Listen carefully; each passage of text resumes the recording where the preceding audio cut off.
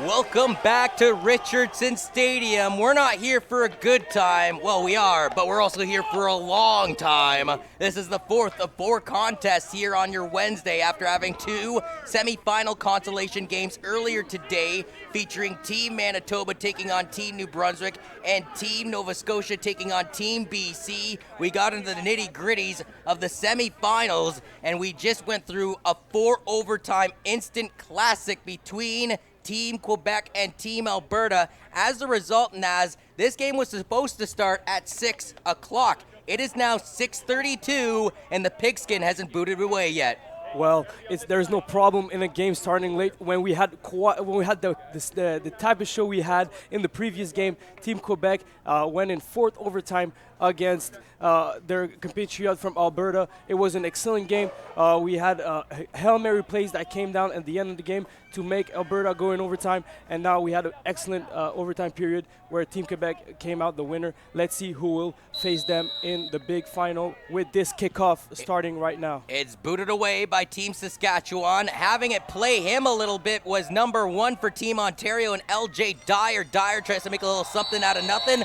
Lucky to get up to the 14-yard line, and that's where the Ontario offense is going to start their mark. Yeah, it's quite a slow start for Ontario, but I'm sure they have plenty of time to get back in this game. Let's see what they do on this first drive. You have 9 returning players for Team Saskatchewan in their championship returns from the 2018 Canada Cup, where they beat Manitoba, oh yeah, and they beat Ontario 32-8. We'll get into more details on that game in just a bit. And then beat Team Alberta, who just unfortunately lost to Team Quebec in 4 overtimes by 5 points to win the entire championship, outscoring their opponents over that period 111-40. But here goes Ontario's offense. Some pressure being applied immediately by the defense of the Saskatchewan, trying to fight up to the 20, I believe, was the same man that returned the ball earlier in LJ Dyer. Dyer separates himself from the pile, and it appears to be okay. Well, what an excellent gain on first down.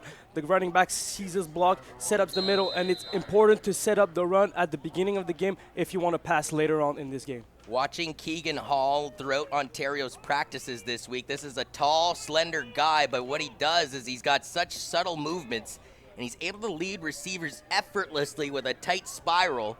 You know what Kendrick Lamar used to say, my left hand just went viral, right hand hooking up a spiral. Well, that's Keegan Hall for you. They're going to go to LJ Dyer yet again, goes into the spin move past the 20. He needs 4 yards. I believe he's gained 5 to move the chains for Team Ontario. Yes, the running game is going great for them right now. 2 plays in a row where they accumulate at least 5 yards per run. This is excellent. You see the running back on replay seeing his block and not afraid of using the spin move to get a first down. Excellent job on the play. So Team Ontario, you're at the 25, your own 25 though, mind you, with Team Saskatchewan's defense sending forward to the line. Little motion from the linebacker from the left to the near side now, and number 34, Kobe Lang. Ball is snapped. Once again, another dose of LJ Dyer. Now, we know it's not the same brand because we're not talking about the U16 Team Ontario, which is playing in the Eastern Challenge here in Kingston this week. But that team goes with a running back, Ethan Doby from London, Ontario, practically on every play. And so far here early, although he looks like he's going to make a pit stop on this affair, is LJ Dyer, a London South Lion product from the Thames River city known as London, Ontario. Yes, they have depth at the running back position, so they can use a community backfield. They're not afraid to make a rotation. Let's see what they do on this down. 3 receivers to the near side for Hall. Looks like a blitz coming from the near edge. Play action. They're going to take a shot deep. One-on-one coverage.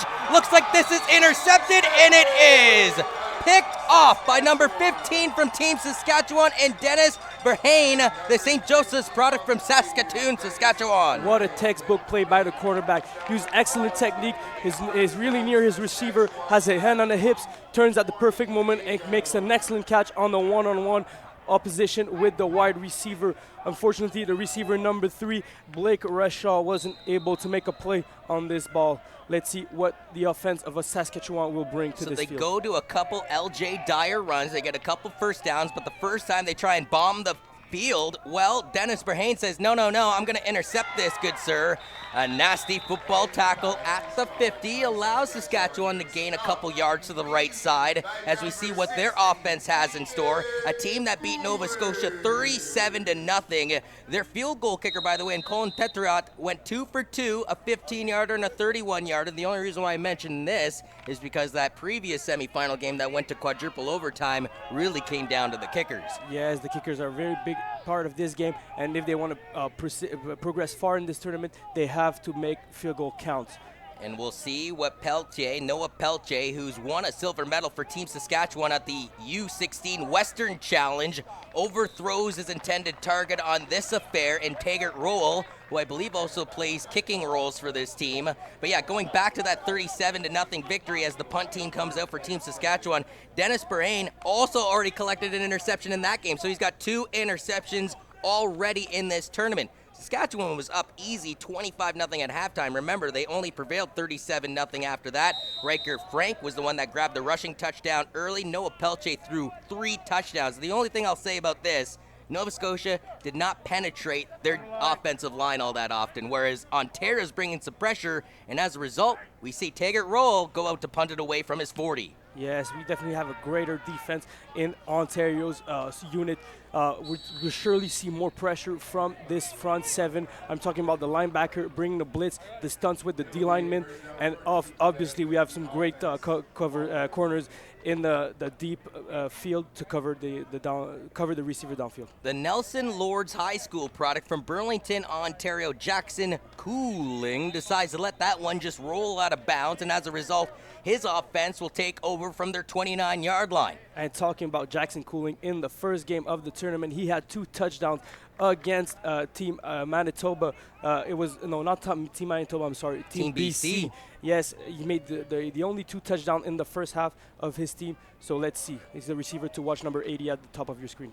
The quarterback is siphoned out of the pocket. He's running the wrong way, folks, and as a result, he just throws this one away. And what I find pretty interesting is that was Alex Vreekin out there instead of Keegan Hall, who was the starting quarterback. So we already saw a personnel change, and I'm looking down at field level, and Keegan Hall appears to be okay, just has his helmet off.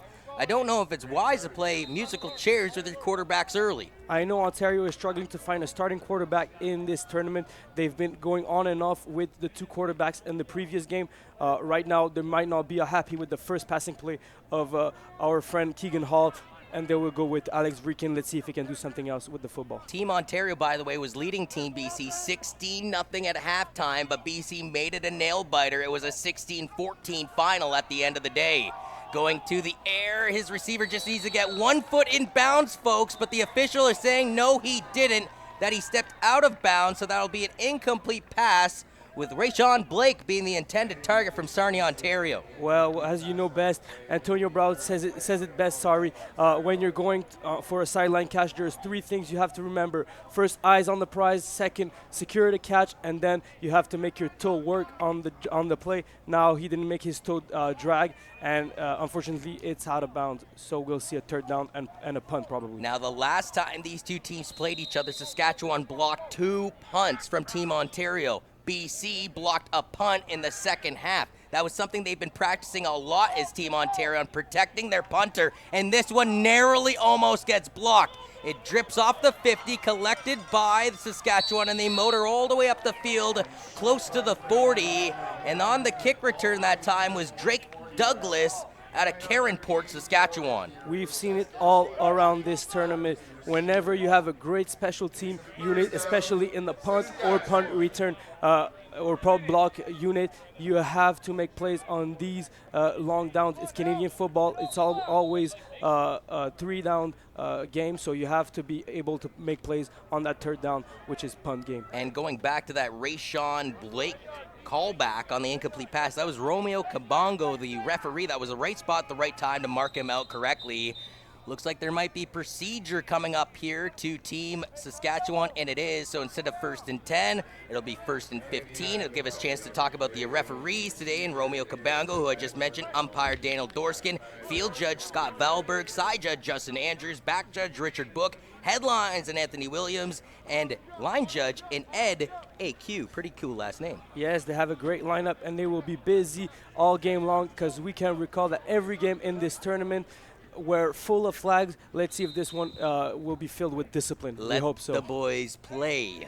Yes. 6:33 remains here in the opening quarter of play. A tight spiral thrown to the far side there, and collecting it was Taggart Rowell. Again, a Luther High School product from Regina, Saskatchewan. Yes, we haven't seen a lot from this offense yet in this game, but they're doing quick execution play. And right now we hit the hook on a short gain, and you let your receiver gain extra yard with his feet, and he does an excellent job on that. We now have a 2nd and short. In the 37-0 victory over Team Nova Scotia was technically the 3rd game of this tournament. Daniel Wiebe, the receiver, was the offensive player of the game with 2 massive touchdown catches, including a highlight reel catch. Now, it looks like a blitz coming here from Team Ontario. Saskatchewan recognized it, tried to give some more protection to the left side, and as a result, Ranker Frank is close to a 1st down marker. In fact, I believe he has enough to move the chains. Yes, we officially have a 1st down for Team Saskatchewan. What I see from them, I see a smaller squad compared to this Ontario defense, but I like their effectiveness with the football. I like their speed going in this game. Let's see if they can use their speed as an advantage in this one. Last time these two teams played each other, Ontario led 3-0 at the 1st quarter. They led 8-6 at halftime, but then they ended up losing the game. After having an 8-6 lead, they were shut out in the 2nd half and lost 32-8 in the last encounter between them and Team Saskatchewan. That was in 2018. And Jeff Stusik, by the way, 2nd year as a head coach for Team Saskatchewan after winning gold in his 1st year. He also coached the wide receiving corps and special teams group for Team Canada at the International Bowl in Arlington, Texas. Yes, he surely has a lot of experience in this game, and he's here to defend his title. Let's see if he can make it up on this play. 3 run to the line. Blitz package coming from Team Ontario. They're going to go deep. He's got a man behind the secondary, but not being able to reel it in was Rhett Vavra. Great defense displayed to stick with him by Jacob Suker, and Suker, a Niagara Spears product from Fonthill, Ontario. Yes, what a tight coverage on this one. The QB gives a chance to his receiver to make a big play in the end zone. Unfortunately, the ball is a little high. We have a lot of contact. The ref have held into their flags. Let's see if they can continue on this one. And always a little dangerous when you throw the ball in the middle of the end zone. Why? Well, there's those uprights there, and when you're a receiver or a CB, sometimes you'll get caught looking up at the ball, and that's like almost like an outfielder not paying attention to the warning track. It usually spells a disaster. 3rd and 10, though, and it looks like Saskatchewan's going for it here. Scratching my head at this one, and it will be a completed pass to Taggart Rowell. A 3rd down conversion works for Saskatchewan. Oh, man, they went to the roulette table, and they hit double zeros to Team Ontario. Yes, excellent job by Taggart Rowell using his body to protect the football, putting his body in front of the DB in between the ball and him. Excellent job protecting that ball and coming up with a big catch on this one. Owen Lovegrove eventually in on the tackle. York Lions product from Aurora, Ontario. 2 options to the right side of Noah Peltier. He's got 3 running to the line. He rolls back in the pocket, looking to go to the end zone. He has a man behind the secondary, lunges up and makes the catch. Touchdown, Team Saskatchewan. Incredible leaping ability in this one. Good job of scoring a touchdown. Number 5, Carson Dirksen. Excellent receiver out of Alfred Borden. Excellent job. We might expect a lot of pass caught by this receiver. He's elusive. We know it already. We've seen what he's able to do in this one. I was trying to look out for Daniel Wiebe, who had 2 receiving touchdowns in the previous game for Team Saskatchewan. I knew he was going to the end zone. The second they gave him this pass protection, he goes deep, and the only man that can make a play on this ball, which is what I appreciate from the quarterback in Noah Peltier, is Carson Dirksen, the Hayford High School product from Borden, Saskatchewan. The extra point looming, the snap and the hold is good, the boot is through the uprights, and with 3:48 remaining, heads up, folks, the poor gentleman there on the sidelines gets popped in the face with the extra point. That's what happens, folks, when you go to an event and look at everything through your cell phone. Oh, going to take a picture of everything. Why not enjoy the actual game? And as a result, the game comes to him right in his noggin.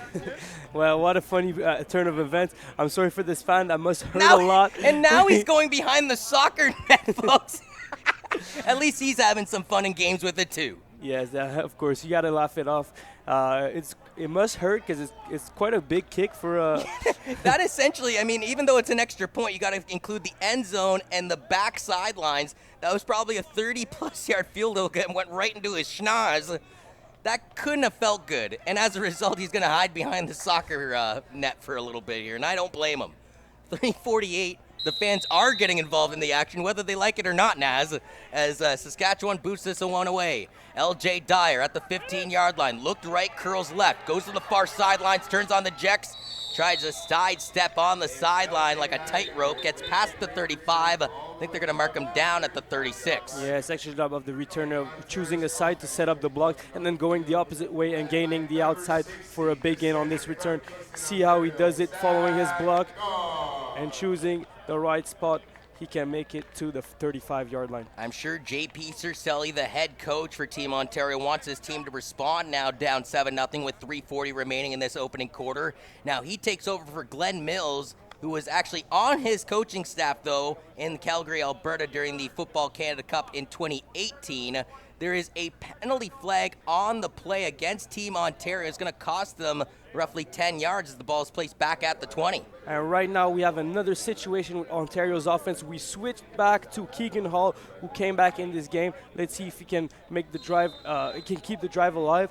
I'm not sure what Ontario is trying to do by keeping the switch between the quarterbacks. They have to have a fixed quarterback if they want to win this one. Yeah, I agree with you, partner. I don't like this method. They go to the run play to start this thing off, and being just dropped in his tracks about 5 yards into his gallop was Jawan Smith, an STM Knights product from Hamilton, Ontario. Yes, I like what the running game is doing from the Ontario side. Always gaining at least 5 yards on each play, around 5 now where there's a 4-yard gain, so it will be 2nd and 6, but an excellent job running the football right now. But when Alex Vreekin tried to go deep on the first aerial assault of the game for Team Ontario, it was picked off with second interception of the tournament by Dennis Moraine, the St. Joseph's High School product from Saskatoon.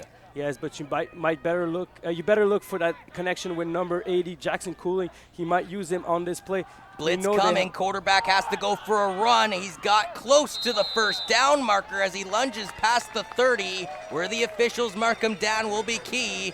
If he's at the 30, it's a first down, and it is for Team Ontario. Yes, great rush by Saskatchewan. Unfortunately, the O-line was able to create a big lane for the quarterback to escape. Good job by number 65. Hammering his D-line on the floor. Number 65, whose name is Pyle Ethan. Excellent job from him. I will throw this under the bus. Ethan Pyle. The Ontario screwed us up because it's actually last name first and first name last, whereas we have first name first and last name last for Saskatchewan. Yeah, not confusing for broadcasters at all, folks. Intended target drops the ball, feeling the pressure from Lane Novak, the linebacker from White City, Saskatchewan. And as a result, 2nd and 10 coming up from the 31-yard line. Yeah, you always appreciate when a linebacker is patient, waits for the receiver to catch that ball to make him pay so he doesn't make another catch in this game. I like the work of number 41 in this one. In the last 2 years, Ontario has failed to get to the Canada Cup finals. Last year, even though they beat Nova Scotia in the first game 27-11, they would lose to Saskatchewan 32-8. And then they would lose in the bronze medal game to Quebec 33-8. 2 years ago, they would win a bronze medal, mind you, again beating Nova Scotia in the first game, again losing to Saskatchewan in the second game, but beating Alberta by 5 points for the bronze in 2017. So in last year's tournament, they were outscored, though, were Team Ontario 76-43. And J.P. Cercelli uses his team's first time out here with 1:45 remaining in the first quarter. It gives me a chance to talk about J.P. a little bit. As I mentioned already, he's taken over for Glenn Mills, but he was a part of Mills' coaching staff last year in Calgary. He was recently hired as the newest head coach of the Windsor Lancers program, still looking for their first Vanier Cup in their program's history. A former offensive line coach with the Western Mustangs. Oh yeah, they went to back-to-back Vanier Cups with J.P. at the helm. So 3 receivers will run to the line. 3 options to the left. They get Saskatchewan to bite, and they are going to get the free 5 yards out of it. That is another thing that I watched Ontario practice again and again and again. There were 3 things that they were focusing on. Trying to get Saskatchewan to jump because they realized in the previous game against Nova Scotia, despite the fact that the guys from the Maritimes were shut out 37-0, they did get a free couple yards here and there throughout the game from Saskatchewan, constantly trying to egg them on to jump. So they practiced it, and practice pays off, as I believe they should get a free 5 yards out of this one.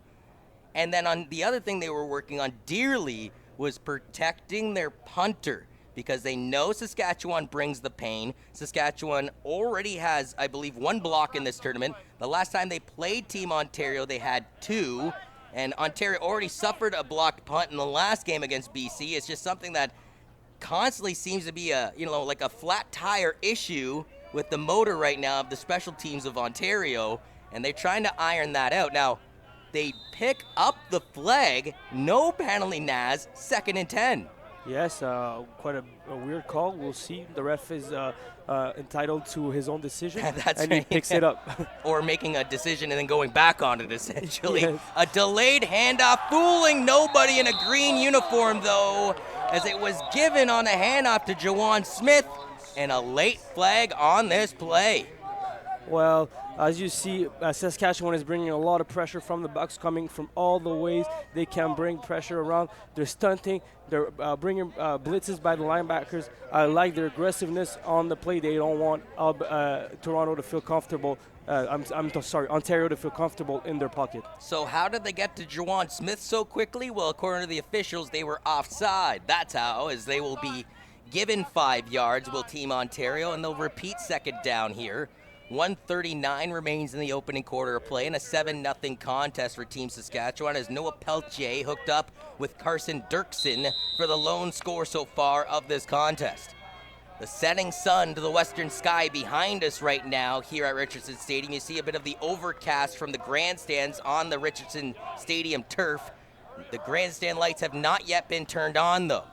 Play action pass, easily caught at the 50-yard line. A little more yak. That's the yards after the catch. 10 more on it. A catch by number 80, Jackson Cooley. Yes, we're talking about that connection from the Nelson Lords boy. These cool with the N on the helmet. You can see them all over the field. There's a plenty of players from that school in the tournament. Right now, the connection between the quarterback and the receiver has been quite on target. If you're just joining us, it's the 2019 Football Canada Cup semifinals. The winner plays Quebec. The loser plays, well, Team Alberta for bronze. There's been no losers today as far as the spectators are concerned, Navs. 4 straight quality football games here in Kingston. Yes, a whole lot of quality football. We appreciate that from the Football Canada Cup. As L.J. Dyer is swallowed whole at the line of scrimmage. You'll be lucky to gain a yard out of this affair to bring up 2nd down as we reach, well, slowly but surely the conclusion of the first quarter of play. Yes, as you see on the replay, they're clogging up the middle. They're making sure the running game cannot be established in this one. Good job by this Saskatchewan defense. And what's kind of interesting, as Keegan Hall is still out there, I look to the sidelines and I see their other quarterback, though, in Alex Vreekin, also warming up. So that maybe the musical chairs don't stop here, despite Keegan Hall eventually getting them to the Saskatchewan side of the turf for the first time in this game. Last play of the first quarter, barring a penalty, Saskatchewan bringing the blitz, and they tackle Keegan Hall, but did they get too high on the quarterback? This a referee today in Romeo Kabongo has been awfully strict when it comes to touching the quarterback, but actually it's a hold against Team Ontario, and if I'm Saskatchewan, I'm declining that one naturally. Yeah, that's for sure. Good rush by the young Tyson Krushelniski. Yeah, Sorry, that's a tough name to pronounce. Krushelniski. Excellent job beating his center with a speed rush. He knows he's faster than him. The center is giving a big hole on the left gap. right now he's having good penetration. Partner, after I butchered numerous French names in 8 quarters of action in a quadruple overtime game between Quebec and Alberta, you're entitled to get a few names here. A little mistake, and especially a name like Krushalinsky is not necessarily the one that rolls off the tongue right away. That does conclude, by the way, the opening quarter of play and the one touchdown between Noah Pelche, number 6, and the number below him and number 5, and Carson Dirksen has made it a 7-0 game. And you know, I said this numerous times in the previous broadcast with Matthew, and I'll repeat it to you, Naz, is that, yes, the offense sells the tickets, but it's defense that wins the championships. And I find it interesting, now that we're in the creme de la creme of the semifinals, we're getting tight defensive football, not these blowouts we were seeing on day 1 of the tournament. Yes, and good defense makes you appreciate the offensive plays. Almost blocked again by Saskatchewan by whiskers, Naz, but the kicker gets a kicker roll. It goes all the way down to the 7-yard line, enough yards given by Team Ontario, and they're going to make them pay. Saskatchewan will not have great field position to start this next drive. If they put it at the 11, that's liberal field positioning given by the officials. Yes, what a good rush on that punt block. But good job by number 84 getting a few yards on what looks like a dead play. I like his elusiveness, but unfortunately too many red players on the ball. And here's the thing for Team Saskatchewan, when you send that extra guy or two to try and block the punt, well then you're not providing an extra guy or two to protect your kick returner, and as a result, the kicker bounce works to Ontario's advantage because he's got no support, does Drake Douglas, to try and get back up the field with it. Exactly, you have to make a decision. Either you want to block it or either you want to return it. You cannot have your men do both. So Noah Pelche sends 3 to the line, looks over to his right side, fires a dart, completed at the 15-yard line, and it'll be tackled where he lies. And Daniel Weeb, the offensive player of the game from Saskatchewan's 37-0 victory over Nova Scotia earlier in this tournament. Yes, good job by Owen Lovegrove, number 33 on the defense, seeing patience in his coverage and then rallying to the football. Beating his block by number 16, the young Taggart Rowell, the receiver out of Saskatchewan. And you mentioned it, it was actually Jackson Cooling who was named the offensive player of the game for Team Ontario's 16-14 victory thanks to his 2 touchdowns against Team BC. They put a wall up at the defensive line and they have to split apart, so Pelche's going to try and go deep. The pass is deflected. Numerous Team Ontario players thought they had a chance at the interception. It does roll down to the turf. The closest one to it, I think, was Nicholas Malman, the defensive back who's a Cambridge Lion. Yes, and Owen Lovegrove undercutting that route and almost coming out with an interception. That would have been great for this defense. Naz, I'm going to throw this at you really quickly, sorry to interrupt, but given where they are on the field right now, does Saskatchewan concede a safety, or you haven't seen anything from Team Ontario's offense, and they're playing musical chairs with their quarterback? Do you just kick the ball to them and rely on your defense? From what I've seen so far, I will be confident on my defense, and I will kick the ball. I know that it's early in the game. The safe call will be to give a safety, but I will be aggressive on this one. I know my defense can make a stop, so I'll kick the ball. Taggart Rowell, the Luther High School product, goes back to practically his own 1-yard line, and he is going to punt this away just before a Team Ontario player, and Isaiah Butts, has a chance to go in and grab the ball. And Jackson Cooling with the bad return on this one. He trying to gain the exterior, but there was such a good contain by the coverage team of Team Saskatchewan. Almost blocked by number 10. What an effort. The young Isaiah Butts, the defensive back out of Ottawa Sooners. Yeah, so the Ottawa Sooners. Sorry about that. No, they are a huge program in the Eastern Division of the OPFL. Doesn't matter if it's at the Bantam, Junior Varsity, or Varsity level. The Ottawa Sooners out east seem to be the beasts. Not to toot my own horn because I work for them, but the London Junior Mustangs and the Essex Ravens seem to be the bests of the West, if you will, in the OPFL scene so far. And with the playoffs looming, by the way, in fact, I think this weekend coming up is the final week of action, and then the playoffs get going after that. There's some Bantam games concluding this week, as there will be a stuff in the backfield. And you know what, Naz? You said I trust my defense. Saskatchewan trusts their defense, and as a result, the ball's at midfield. There is a player in green, though, having to take a knee at the 50-yard line. And I believe that's Anthony Montes Leipart, the defensive lineman at Sheldon Williams High School in Regina, Saskatchewan. We hope he's okay. Yeah, well, the big difference in this game right now, I think, is the play calling by the Saskatchewan defense. You know, the guys are skinnier than the ones in front of you. They're using stunts, using blitz, and now you see number 42 coming out free out of a great design play. The young Seth Hundaby with the sack on this one. Ontario brought 5 players back from last year's Canada Cup. Alex Chang from CCH, James Priestner from Nelson Lord, and Ethan Pyle from Milton was 3 of those 5. For Saskatchewan, 9 players returning from their championship team. The 2 most important ones, though, are their running back and their quarterback. Noah Pelche won a silver with Team Saskatchewan and Riker Frank, the tag team, in the 2017 U16 Western Challenge. Both, as a result, were selected tournament all-stars. Both returned and ended up making Team Canada and actually helped, well, Team Canada at the 2018, International Bowl. And then also last year, well, we've already repeated it, both were Football Canada Cup winners as they were on that Team Saskatchewan team that outscored their opponents over 3 games in Manitoba, Ontario, and Alberta, 111-40. Wow. As we get the linesmen pointing off at each other, procedure will go against Team Ontario. Instead of it be 2nd and 15, how about a 2nd and 20? Actually, 2nd and 21 to be correct. Yes, and again, we're playing musical chair with the quarterback. So there's Alex Vrikin on the play number 12. I don't like that from the Ontario team. You got to have the same quarterback if you want him to get into a rhythm.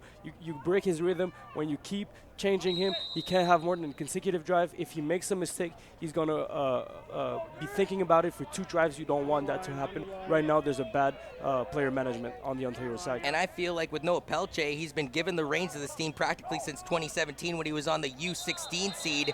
Another procedure against Team Ontario. They've gone backwards 16 yards in the last 3 plays, Naz, and it's still 2nd down.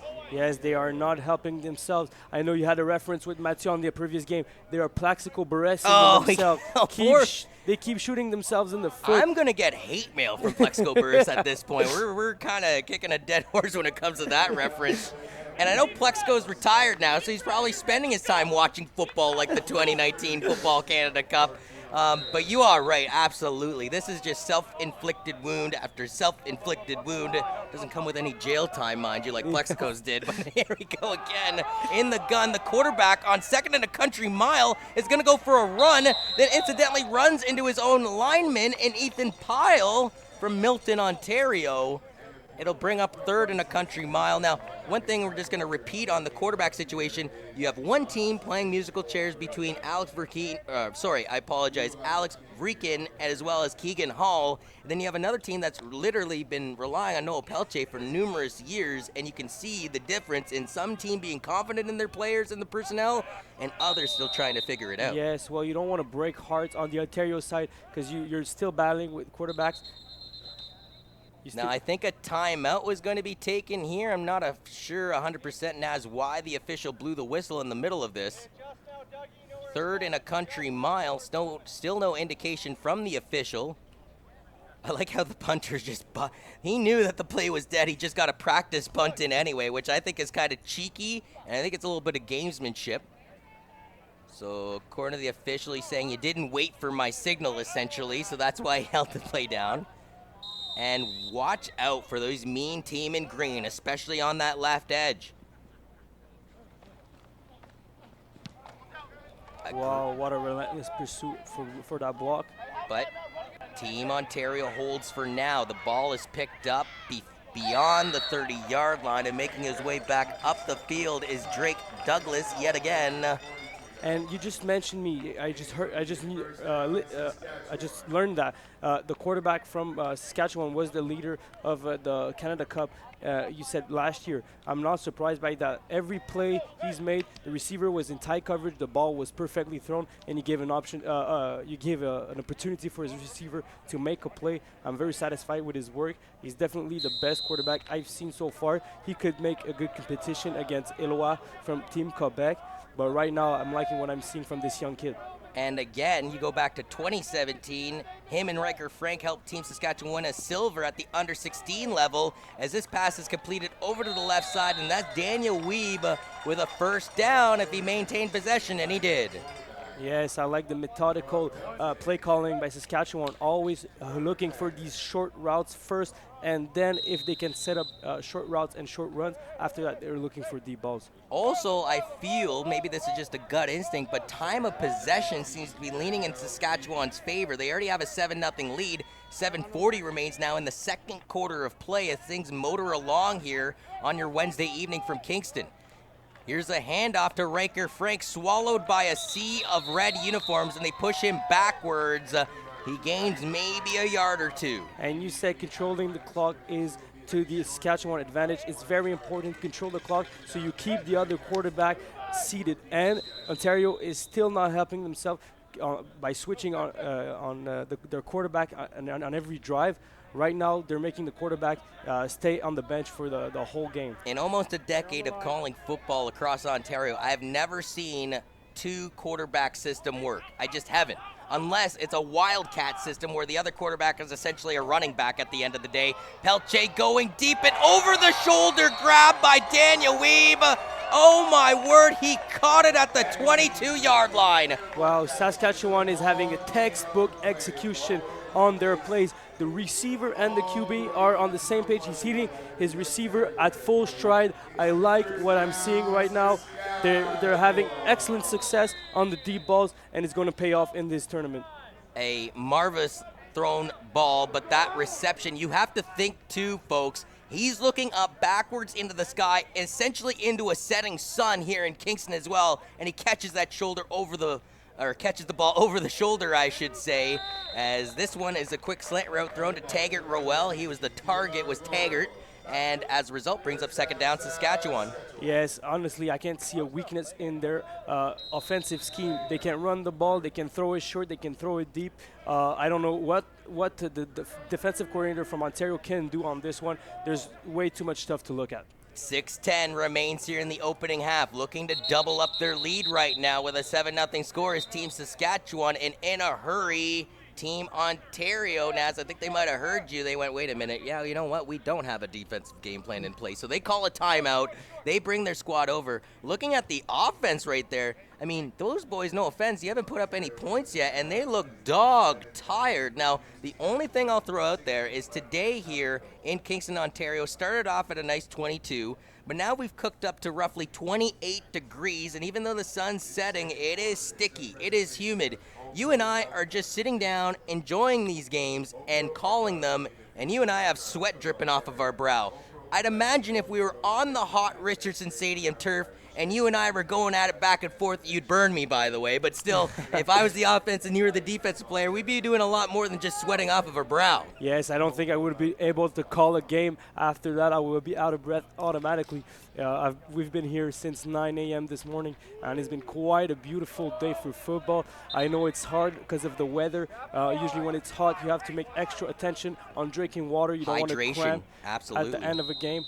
Well, right now we'll see a big red zone possession for the Saskatchewan team. 2nd and 2. The ball is snapped. Pelche to Taggart Rowell. Rowell has the first down. Drip down at the 9.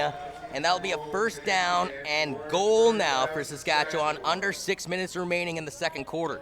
Yes, I think they're targeting a lot these linebackers. As the quarterback is reading the linebackers, sorry about that.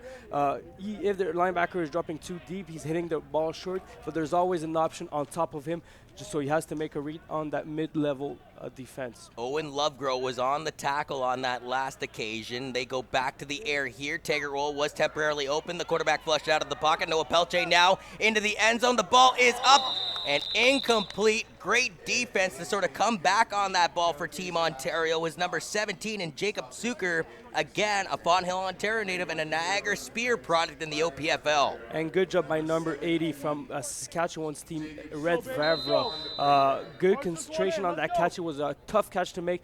Unfortunately, he doesn't come up with the football, but good job of number 6 to give him a chance on that ball. All right, 2nd and goal now for Saskatchewan. You got to think a little bit. They're playing with house money. They got a 7-0 lead. They got the ball in their possession. And for the most part, we've seen a giant O from the team that wears O as far as their O is concerned in offense. Too many O's. Too many O's.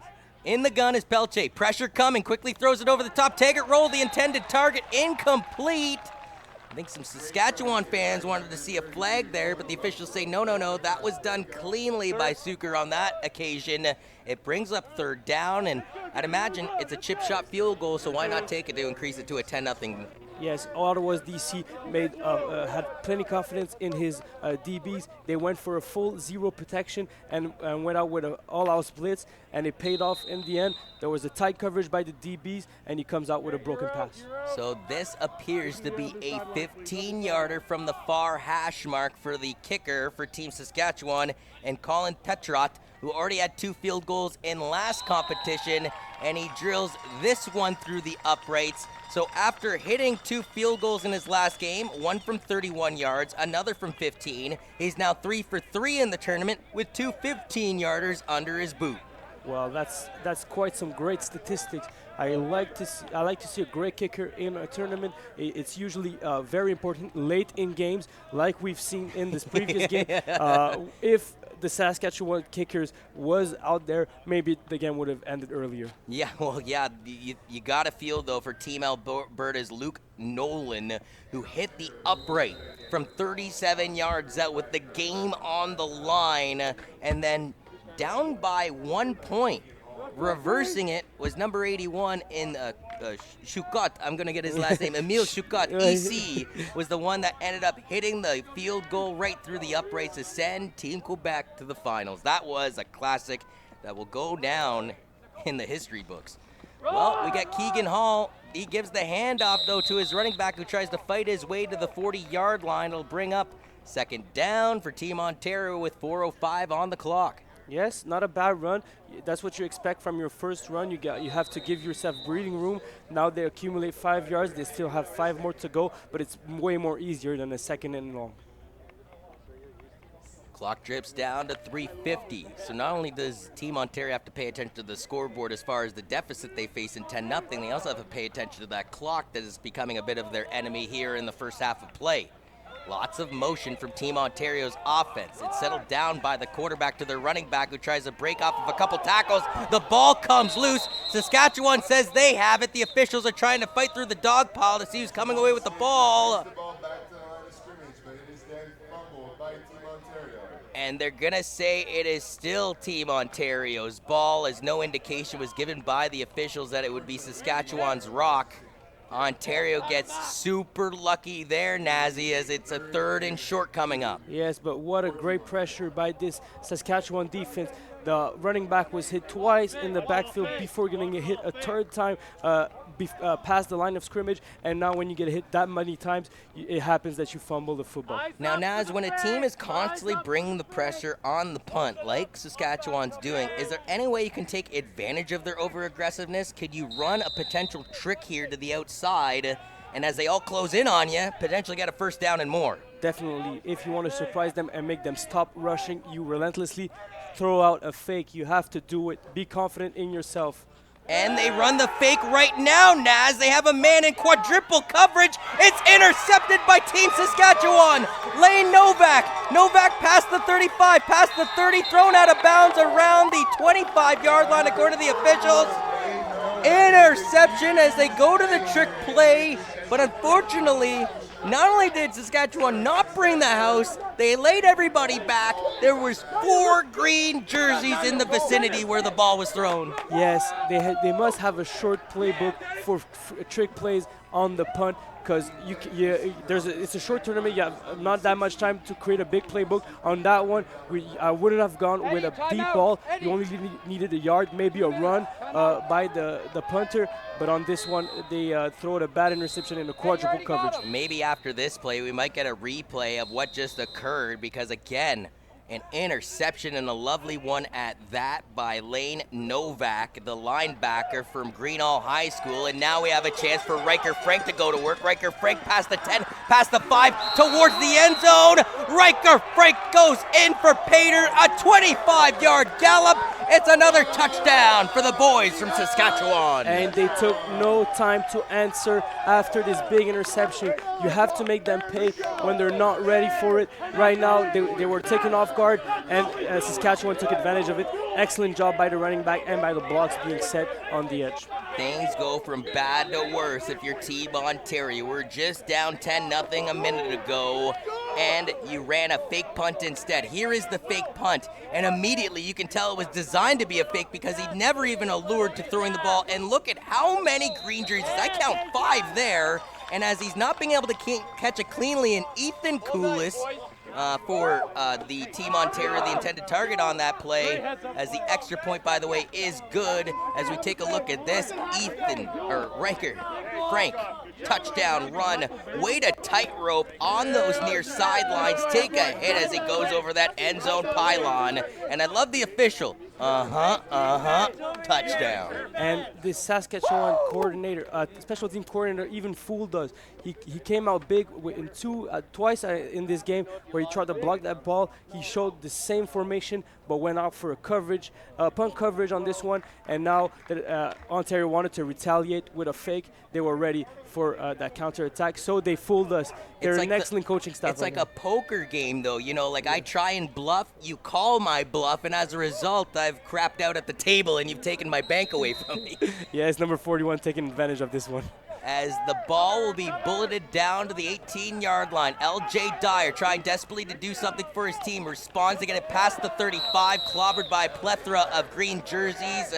2:25 remaining in this opening half of play. The other thing to note, Ontario's actually burned 2 of their 3 timeouts already, so they only have 1 timeout at their disposal.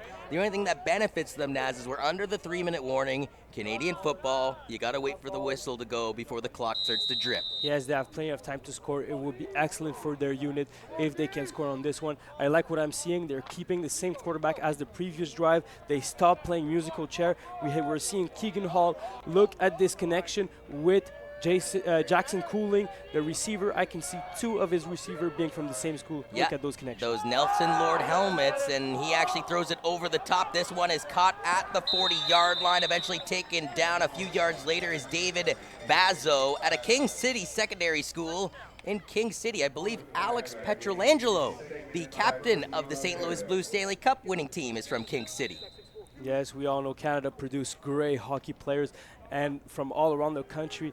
You know, Quebec has a strong province for creating hockey players. Ontario as well, but all the provinces are contributing. It's the NHL is one of the league that has the most Canadian all-star player. And St. Louis had the most Canadian players of all 16 teams that entered the NHL playoffs, ironically enough. Keegan Hall goes into the air. This one is in and out of the hands of his Nelson Lord teammate, as trying to reel it in was James Priestner.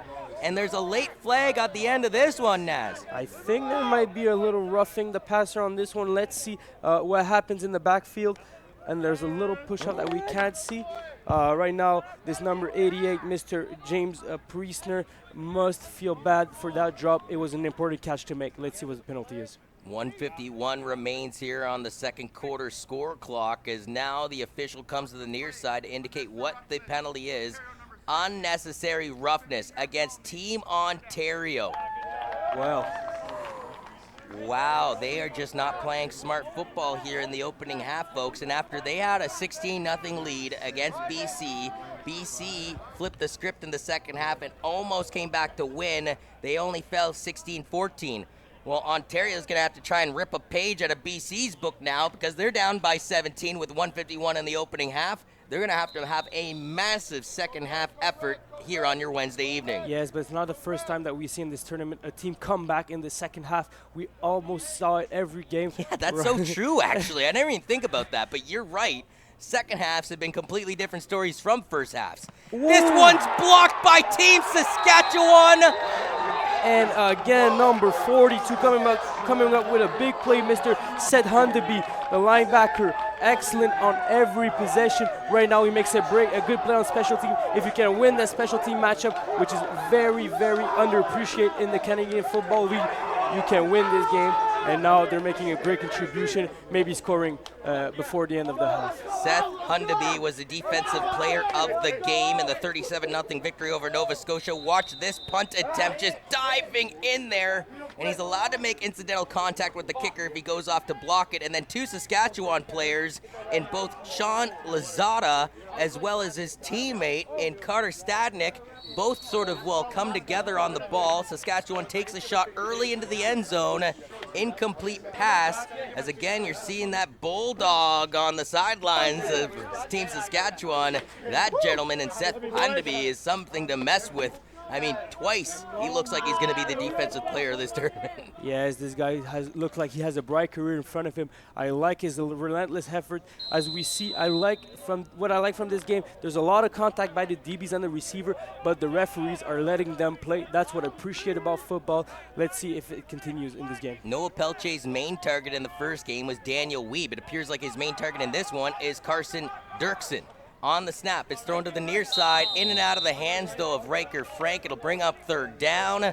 But to be honest with you, Saskatchewan was playing sort of a free roll, if you will, a free dice roll at the casino because they got the block punt. They were immediately in the red zone, and as a result, they can simply kick a field goal to extend this to, well, it already is a 3-possession game, but a more healthier 3-possession game as they can hit the 20-point plateau. Yes, that's for sure. But what you want from your team is to capitalize on these plays. When you look back at the end of a game, where if the game goes the other way at some point and it ends up tight, you will look back at this drive and we'll say we might have needed a better effort on this one. So after going 2 for 2 on field goals in his first competition of the week, he'll go 2 for 2 on field goals here in the second competition of the week as Colin Tetriot out of O'Neill High School in Regina, Saskatchewan, hits a 30-yarder. So now in this tournament, he's hit 2 15-yarders, a 30-yarder, and a 35-yarder with 93 seconds remaining here in the opening half of play. And what's greater than a strong kicker is a kicker that's accurate. If your kicker can be accurate and can guarantee you that you can get a field goal on inside of the 35-yard line, you have an excellent kicker in your team. And right now, that's what we're seeing from probably the best leg in the tournament. Evenly splits the uprights, to your point there, partner. And one thing I'm going to throw out there, I don't think the way this game is going benefits Saskatchewan, though, because Team Quebec went through a 4-overtime battle. They're ready for everything, where Saskatchewan seems to be steamrolling over Team Ontario right now, with that Team Quebec waiting them in the finals. Incomplete pass as Keegan Hall was trying to find a man at the 40-yard line. The pass was a little bit behind him, though. Incomplete, as disappointed going back to his offensive pile is number 11 and David Bazo. Yes, and mark my word about the kickers. If it turns out to be a tight game, I'm just making a in the assumption. Second half, yes, yeah, in the second half. In the second half, if it turns out well, to be... we hope. Well, watch at this kicker. He might give us a better advantage, and maybe in the finals if they get there. Yeah, if he hasn't already put this game out of reach with his boot and 2 field goals in this game, we'll look to see if he can put some more nails in the coffin in the second half. Keegan Hall trying to go deep. He's got 2 receivers, and he's got a block. He couldn't lay down the block, though. Rashawn Blake, all he has to do is give number 21 of Saskatchewan and Tanner Reber a nudge, and that would give the real estate for his teammate, David Bazo, to go all the way to pay dirt. I mean, Ontario's going to take it anyway, Naz, with 1:22 left in this first half, because finally they're deep into Saskatchewan territory at their 39-yard line. Yes, Blake Rashawn has to be disappointed by his effort. He was 1 block away from having a huge gain. Now number 11 has to avoid the tackle, and great job by number 2. Keegan Hall sandwiched by 2 Saskatchewan boys back at the 50. Reese Cack back out there in Centennial High School's finest, but there was a flag on the field. And who's there to assist him? Our number 42, Seth Handeby, who's relentless. Look at him, forcing him to go back, and number 99 picks up the half sack with him. I like the effort from this guy. He can't stop rushing the passer. As it will be Team Ontario going back to work still with their offense at the 34. 1st and 5, a massive benefit. I mean, Saskatchewan thought they had the dual sack sandwich, Saskatoon special, if you will, and instead it turns into a 5-yard gain via the penalty flag for the boys in red. Yes, they have to capitalize on this one. It's very important that they come out of the half with at least a touchdown scored. Lots of organization being done by the Ontario offense. Keegan Hall again is going to take a hit to make this play, and it's intercepted. Intercepted again. Dennis Barain, his third interception of the game. Can he go back all the way through midfield? He'll eventually be tackled down to the ground. The ball does come loose, but they're going to say it was down from the ground. If it wasn't for Rajon Blake hustling back, the Sarnia, Ontario product, it could have been an easy pick 6 there for Dennis Barain. He's got 2 interceptions in this game, 3 interceptions in the tournament. Yes, great job overall by the defense. You can see the pressure being applied by this defensive line, forcing the quarterback to throw on his back foot. So there's an easy pickup for number 15, the young Dennis Barain in this one, and he makes a great return. Maybe we can see Team Saskatchewan score on this one. Going to give him the nickname Dennis the Pain Barain, as he's given the pain to Ontario with 2 interceptions in this game.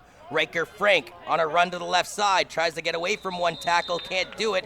Stuffed on a 1 or 2 yard gain, but I mean, if you're Saskatchewan, just like their jerseys, all systems green, all systems go right now with a 20-0 lead. Yes, I like how Saskatchewan's defense is always breaking Ontario's tempo. Whenever they make a great play or they make a good progression down the field, they come up with a big play. You've seen the interception, you've seen the block punt, and right now expect more turnovers from this defense. Noah Pelche with Riker Frank beside him to run to the line. Looks like it's going to be thrown over the top. Pass is completed.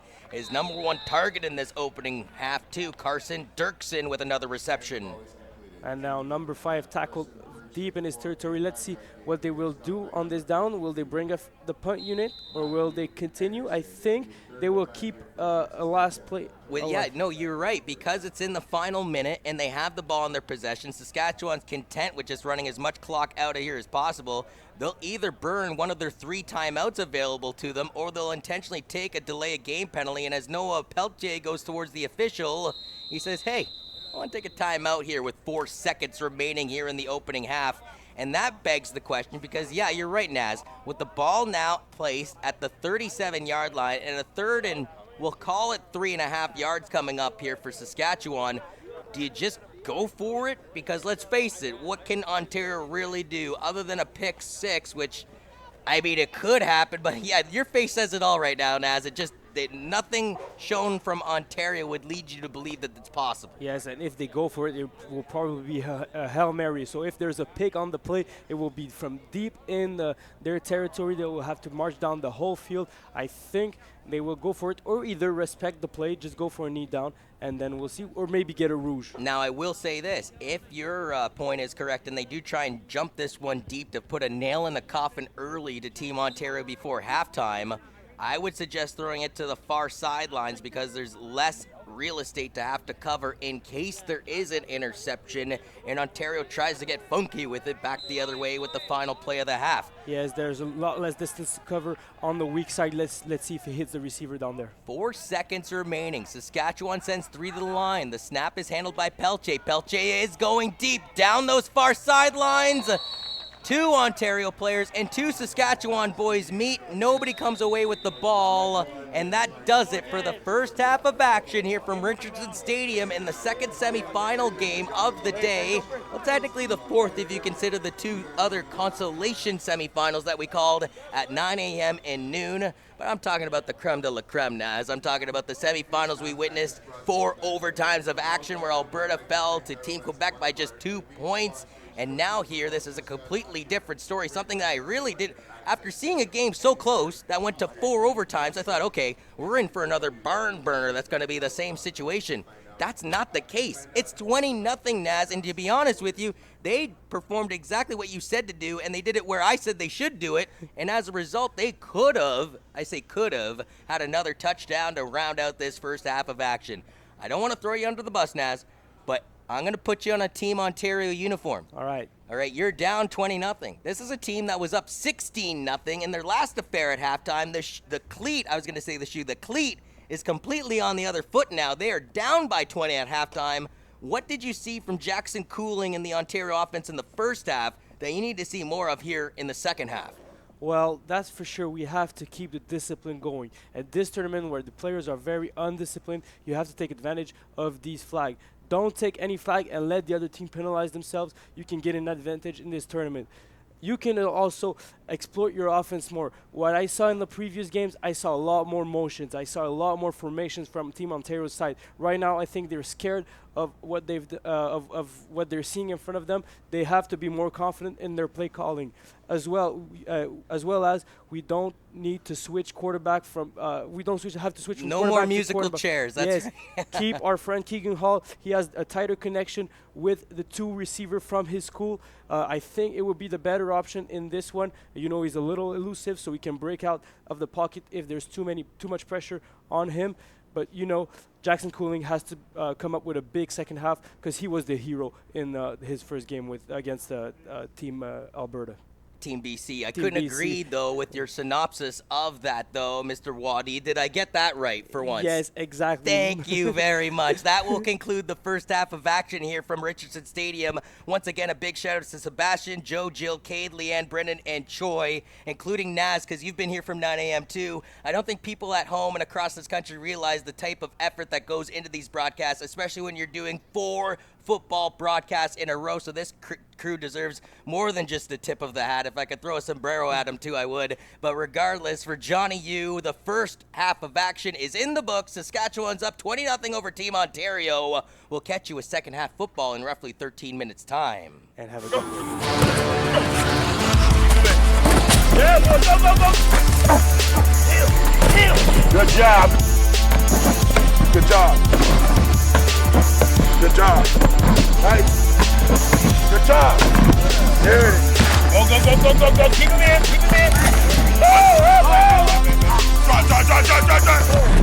That's the way they celebrate. I can't hear you. What's the difference between a good defense and a great defense?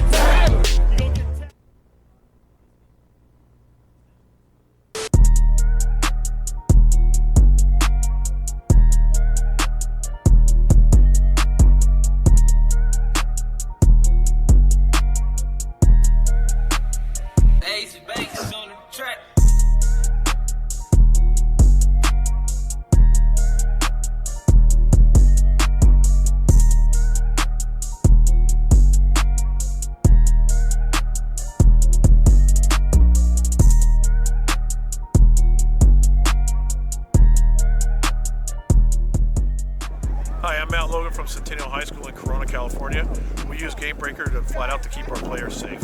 We love the product. It's very useful for us and everything we're doing in our off season here with spring and summer. We get a lot of value out of it. The kids feel protected. We really appreciate the D3O technology that it has and providing safety for our kids. Thank you. As a youth coach, you're asked to do it all, and Huddle is here to help. We have the tools to make every video a learning opportunity. You can add comments and drawings to any play and share those clips with players so they can see what they did well and how to improve. You can also use Huddle to connect with built-in messaging, notify the entire team of last-minute changes, request feedback, or assign tasks. Head to the field knowing everyone is on the same page. And for those moments you want to celebrate, Huddle makes it easy to create and share highlights. Build an end-of-season reel while your players customize game highlights for their personal profiles. Make this the season you coach, connect, and celebrate, all with one tool. Sign up for a free trial to see how Huddle can help you this season.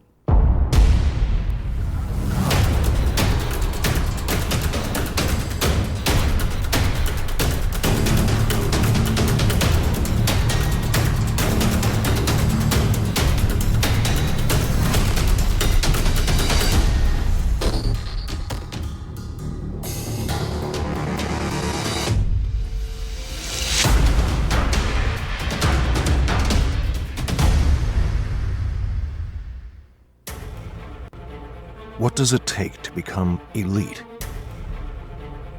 It takes more than dedication, focus, and hard work. It takes an elite-level training program. Customized, sport-specific, online. Your perfect workout every time. That's Volt Athletics.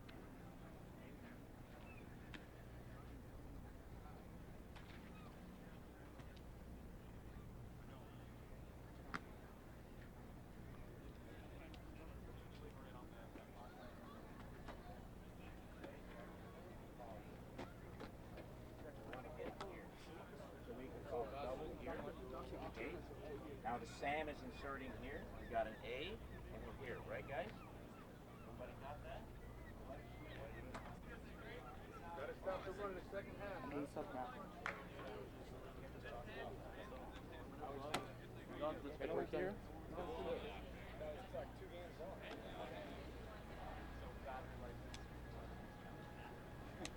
believe those guys have to play another game.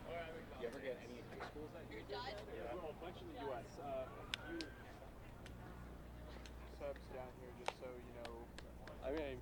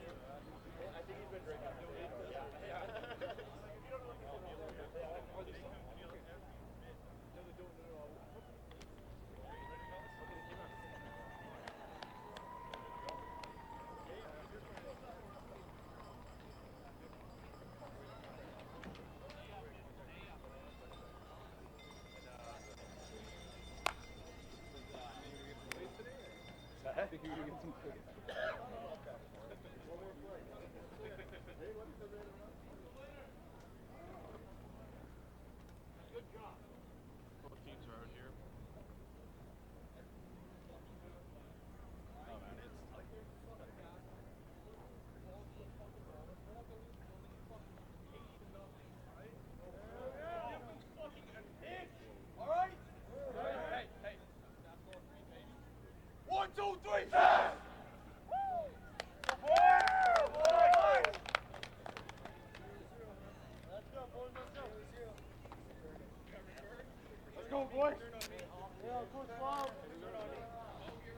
All right, we got to start quick. We got to start quick.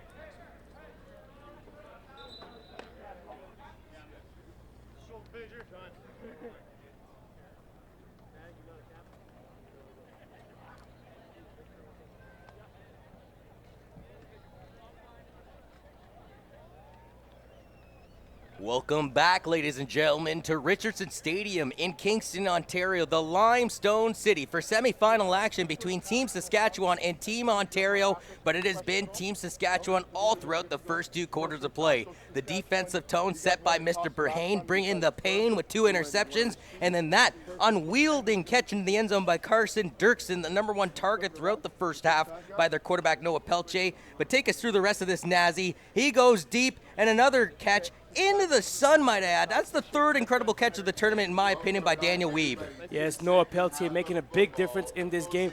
Every time he throws the ball deep, he makes a great connection with his receiver, always on perfect timing, make him the receiver catch in full stride. We've seen it in this game. It paid off. The score is now 20-0 for Saskatchewan against Ontario. Defense, offense, oh yeah, and special teams on the fake punt. Another interception, this time by Lane Novak.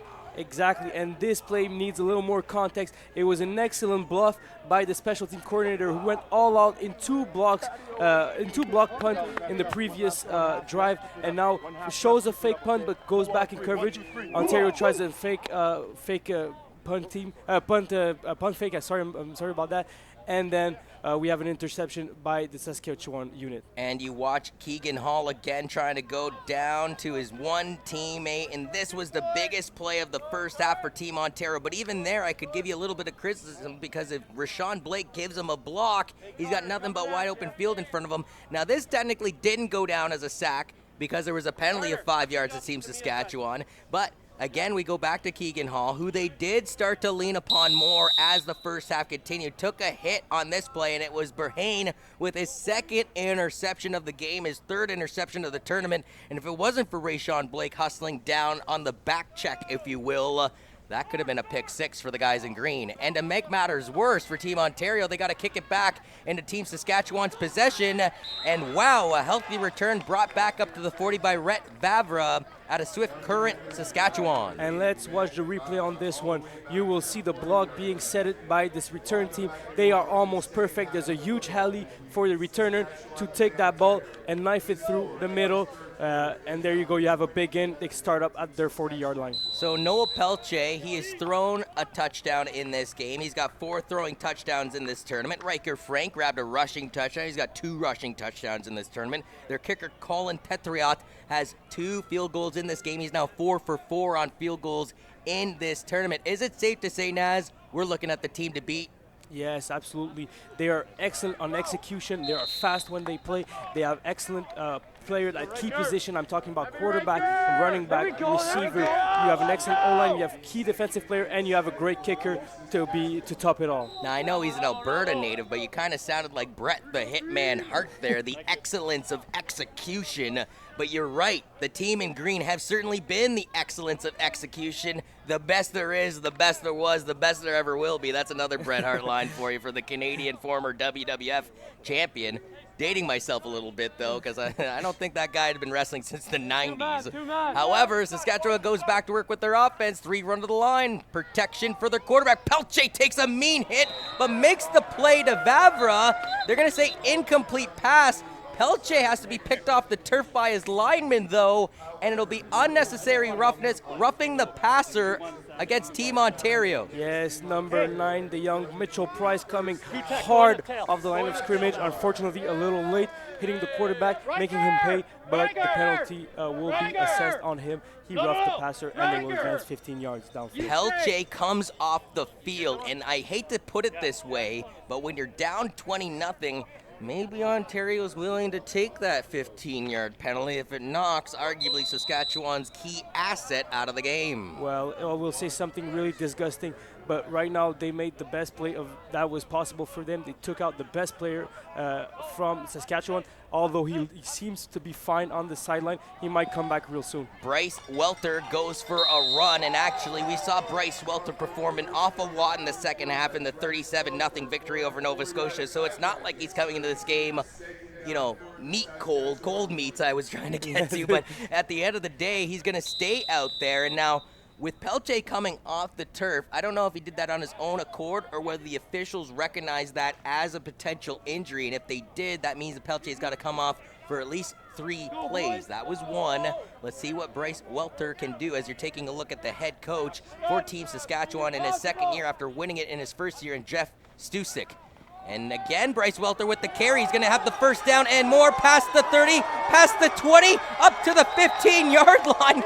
And you take out one quarterback, you put in another. The guy that was burning through the air gets replaced by a guy that can burn you on the ground. Yes, excellent job by number 1. And when you have such a great quarterback like Noah Peltier who's coming back on the field, you don't know what your second quarterback looks like. He might be the second best of a QB of the entire tournament, but you so cannot true. see him because we have the best one playing for Team Saskatchewan right now, and now he makes a comeback on the field. You arguably take the best player off the field, and they still get into your red zone on their backup quarterback. Now they have Noah Pelche back onto the turf. He's looking to go to the end zone, folks. I think this one was trapped off the turf, and the official saying incomplete pass. Yes, good job of the quarterback underthrowing that ball so the receiver can make a safe play under the coverage that is very deep from the cornerback. And we've seen Daniel Weeb make a heck of a lot of impressive catches throughout this tournament. That time he just couldn't corral it underneath the pigskin. Yes, I'm way more than happy to see him make his receiver have tough catches because he knows they're able to make these catches, and they know if he takes chances in this game, it will pay off at some point. 8:52 remaining in the third quarter. Pelche in the gun. Once again slings it over to the near side. This pass is caught. Trying to fight into the end zone. He'll be shy at the 5-yard line is Drake Douglas. And what a great concentration by the defensive cornerback, Milton Roman, who's very patient on the play, doesn't commit to the first hook given by the receiver, and then rallies to the football for a great tackle. Now with a 3rd and short coming up, Bryce Welter, who also is the holder, will go out there, but this is the tricky thing. Is he holding for his kicker, or is he trying to go out there because he's also their quarterback in these short-range packages? They don't let Noah Pelche get, treated like a crash test dummy. They put that onus on Bryce Welter out of Viscount, Saskatchewan, but no, he is going to hold for his kicker, which will try to go 3 for 3 in this game. A chip shot is good, and I know that looks like an easy field goal, folks, because it's only from 12 yards out, but the angle is somewhat difficult for a kicker when you're that close. 3 for 3 in this game, 5 for 5 in the tournament, and you mentioned it, Naz, maybe not in this game in the second half. Granted that we're at a 23-0 score, but in the championship dance between potentially Saskatchewan and Team Quebec, it could come down to the kicker. Saskatchewan has a guy that's 5 for 5 in field goal range. Yeah, it's potentially the best special team player in the tournament. You have to have a great kicker if you want to win the whole enchilada. The field position battle and the field goal battle. Right now he has 9 points for his team on the board, which is approximately half the point of his team. Look at all those Nelson Lords out there for Team Ontario, but can they get the cohesion to get their province on the map? This one is thrown and completed to Rayshawn Blake. He'll be past the 45-yard line. There is a flag behind the play. Yes, let's hope it's not against Ontario's team. They can't afford to have stupid penalties on these plays. They have to progress the ball downfield. You mentioned it going into the halftime break that one team would have to stay disciplined to come back into this game, and they are not doing it, Naz. Instead, the penalty goes against Team Ontario. It costs them 5 yards. Instead of having a second and close, well, you got a 1st and 15 coming up. Well, it's got to be frustrating for the young quarterback who's trying to make great plays. He's getting a good first pass on this drive, but unfortunately it won't count. We still have 1st and 15. Let's see if they can bounce back from this one. I used a John Wick reference in our last game. I'll use a different Keanu Reeves reference, the replacements, and you don't want to get into quicksand. If you remember Falco, the quarterback in the replacements, that's what he said in the Sugar Bowl. His team got down in a hurry, and he tried to will his team out of it, and it only dug further and further into the grave. For Keegan Hall, he has to be careful here, despite the fact that his team's trailing down 23-0. He's just going to hand this one off to his running back, and Avery Smiley out of Sarnia, and there is another flag on this affair. You have to love the pressure brought by this defensive front. Look at number 73 coming back on the inside with the first tackle missed. Number 75 in here. You still have 72 and 41 under here to support. Everyone is relentless on the football. Everyone's penetrating. We have a great defensive unit in here. So the penalty, I believe, is going against Team Saskatchewan. I did see on the replay one of the linemen kind of get, head heavy on his attack with one of the linemen of Ontario. I'm wondering if that is the infraction. It brings it, ironically enough, to a 2nd and 7, so it's a procedure call. So we're going to say legal procedure by the defense, ironically enough, who's up 23-0 in this semifinal game here in the 2019 Football Canada Cup. Keegan Hall, 4 options to the right side of the field. Make that 3 as there's motion in the backfield. Is joining right beside him will be Avery Smiley. They're going to throw it to the near side. Pass is caught. He drips out of bounds around the 46-yard line. That's Rayshawn Blake. But does he have enough for the first down? He does. It moves the chains. Yes, good play on this one. He gets the first down. But look at number 80, Jackson Cooling, who is wide open down the field. We cannot see it on the replay, but it was a great job by this receiver. He had 2 receivers open on the same side. Excellent job of the receiver to get open. Identical play from the line of scrimmage for Team Ontario. This time they go to the near side, and this time catching it in a very similar location to the previous guy is Jackson Cooling. Yes, I think they saw a little hole in the flat.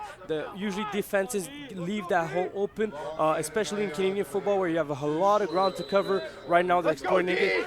Let's see if the number 15 will jump that route if he comes back for a short game. Incredible footwork by Jackson Cooling, too, to make sure he got at least 1 foot down before the sidelines, or that would have been out of bounds and incomplete. They go to the run here. They only needed a yard, and steamrolling his way over a linebacker for Team Ontario and picking up the first down is Avery Smiley. Now this is interesting because we were seeing LJ Dyer and we were seeing another running back in the first half, but in the second half, it's Avery Smiley, and so far he's getting the job done. Yes, and even on the running play, they use the same concept with two receiver. Expect the receiver to do another out, but maybe turn it into a wheel for a deep route. Let's see if he does that on that play. Ontario sticking with the same scheme for the last couple plays. This time Keegan Hall flushed out of the pocket, avoids one tackle, but won't avoid the next as Reese Cock, the defensive lineman from Centennial High School in Saskatoon, makes the play to bring up second down. And if he wasn't under that much pressure, there was wide open number 80, Jackson Cooling,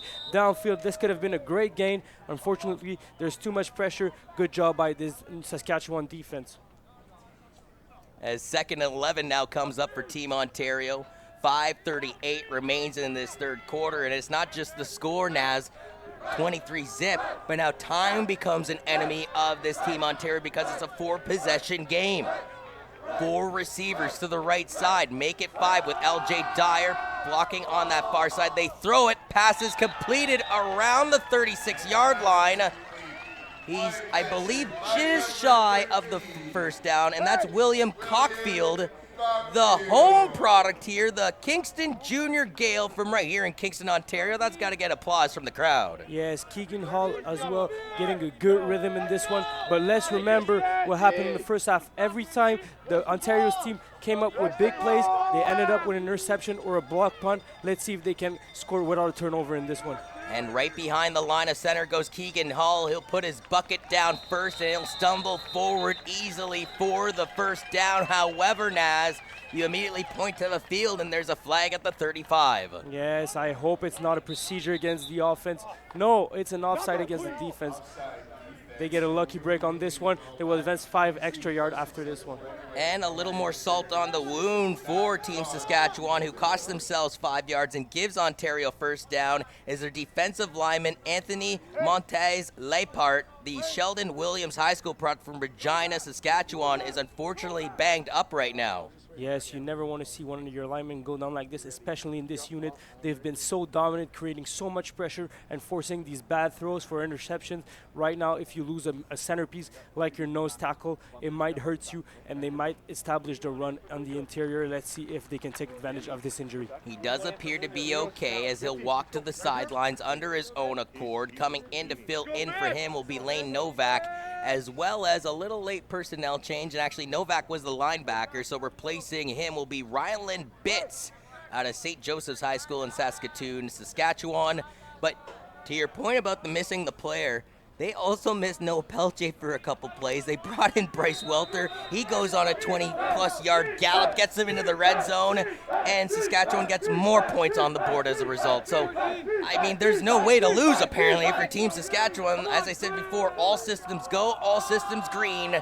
The mean machine from Saskatchewan. And we just talked about this replacement. We see number 45 coming in. He was a linebacker. He goes as a D-line, and right now he's the first on the tackle. Look at him getting good penetration on the interior right here and making the first contact with the receiver. Unfortunately, after that, he loses the tackle, but there's so many green jerseys that came. He loses the tackle because Avery Smile just keeps turning those hips through the potential tacklees, and he picks up, I think, 4 more yards than I ever thought he would have on that play. Yes, good job by the running back. In the gun goes Hall. Avery joins him to his left side. It's a handoff to Avery. He'll be lucky to get past the 25-yard line, yet the offensive line helps push him a little bit forward. He'll still be shy of the first down by at least 2 or 3 yards with 3:38 remaining here in the third quarter. And if you are Team Ontario, do you kick the field goal to A, get some respect on the board, dwindle the lead down to 20 points, knowing that you still have a quarter plus 3 minutes to work with? Well, I see Alex Breaking entering the football field, so expect something like a QB sneak maybe. There's 2 yards to be made, so there's a whole lot of yardage to be gained. They use a tall quarterback. Let's see what the formation is right now. So Alex Breakin goes right behind the line of center. He's a Kingston product too here, folks. As what will he do? He takes a snap, moves over to the right side. He needs to fight to the 21-yard line. I believe Rican may have gotten there, but again, it depends on where the officials spot the ball. If I'm judging on that far sideline, though, I think he's got enough to move the chains. Yes, I think it's enough for a first down. They will bring the chains. Ooh, this is intense. It's going to add to the theatrics of this game as the chain gang will come out to spot this ball. Yes, I think we're going to see the nose of the football ahead of the chains, but let's not make early assumptions.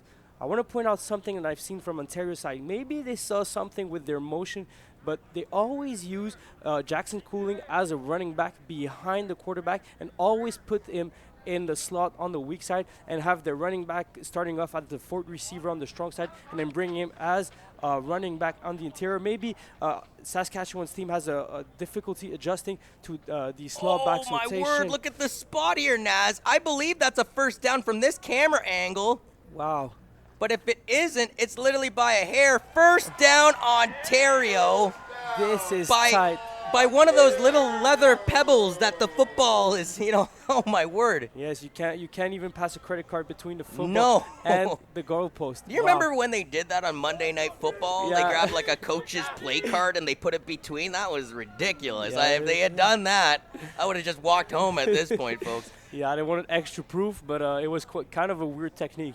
So Team Ontario has yet to reach the red zone of Team Saskatchewan. Well, they are close, but yet not there, with it literally on the doorstep, the 20.5-yard line. And exactly what we talked to you about previously. See, the running back is Jackson Cooling, and we have the original running back, number 24. And here's the motion you're talking about. Maybe there's a tough time adjusting. Maybe they're exploiting this interior zone. Let's see what comes out with this play. They try and find Jackson Cooling. Cooling collects it, and he falls down to the 5-yard line. It's a first down for Team Ontario, and they move the chains. Yes, he's hardly hit by number 42, Seth Hundeby, who's a great potential candidate for the MVP defensive player of this performance. That would be his second of the tournament too, partner. Exactly. I'm not surprised, because he has such a stellar performance. He looks like a dominant player all the way around.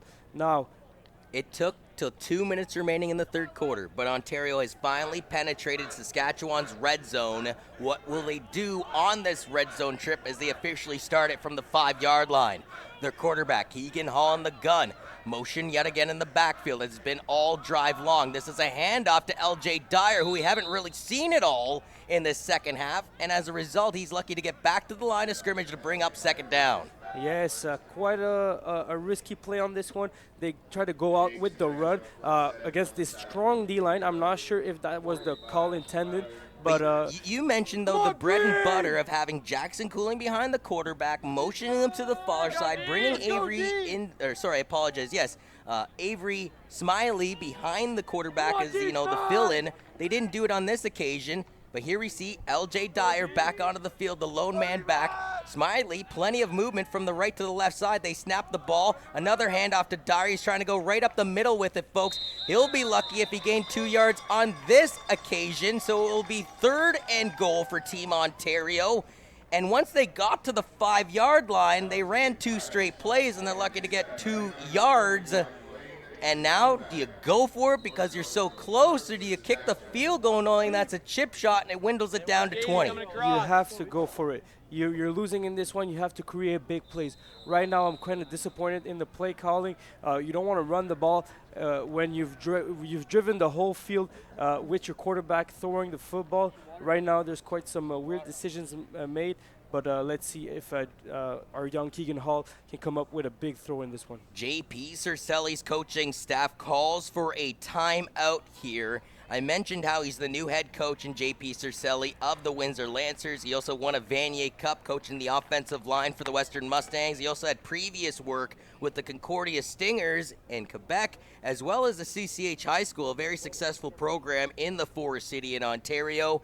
And for JP, it would be another feather in his cap. This is also the guy, I might add, that took that varsity team that just lost in 6 overtimes to Hamilton a couple weeks ago to back-to-back undefeated seasons in the OPFL scene. So this is a coach that has practically got it done on every level. But for taking over for Glenn Mills last year in Calgary, I mean, he's got to get a win here today to get Team Ontario into the final dance, and he's down 23-0 with 29 seconds left on the clock here in the third quarter. Yes, especially if it's your first season at the head of a team. Even though you're a well-accomplished coach, you always have to prove yourself in a new team. Right now is a good chance for it. You have to make the perfect call on this play. After the timeout by Team Ontario, the first timeout taken in the second half, it appears from the 3-yard line, Team Ontario is going to go for it. And the box is loaded. Expect a lot of pressure and some man-to-man coverage. Let's see what they do. Do they go to LJ Dyer? Keegan Hall takes the snap. Fakes it to Dyer, side swipes the tackle, tries to cut back in. Deegan Hall into the end zone, touchdown Ontario! He makes a miracle with his leg. Keegan Hall cannot see a receiver open.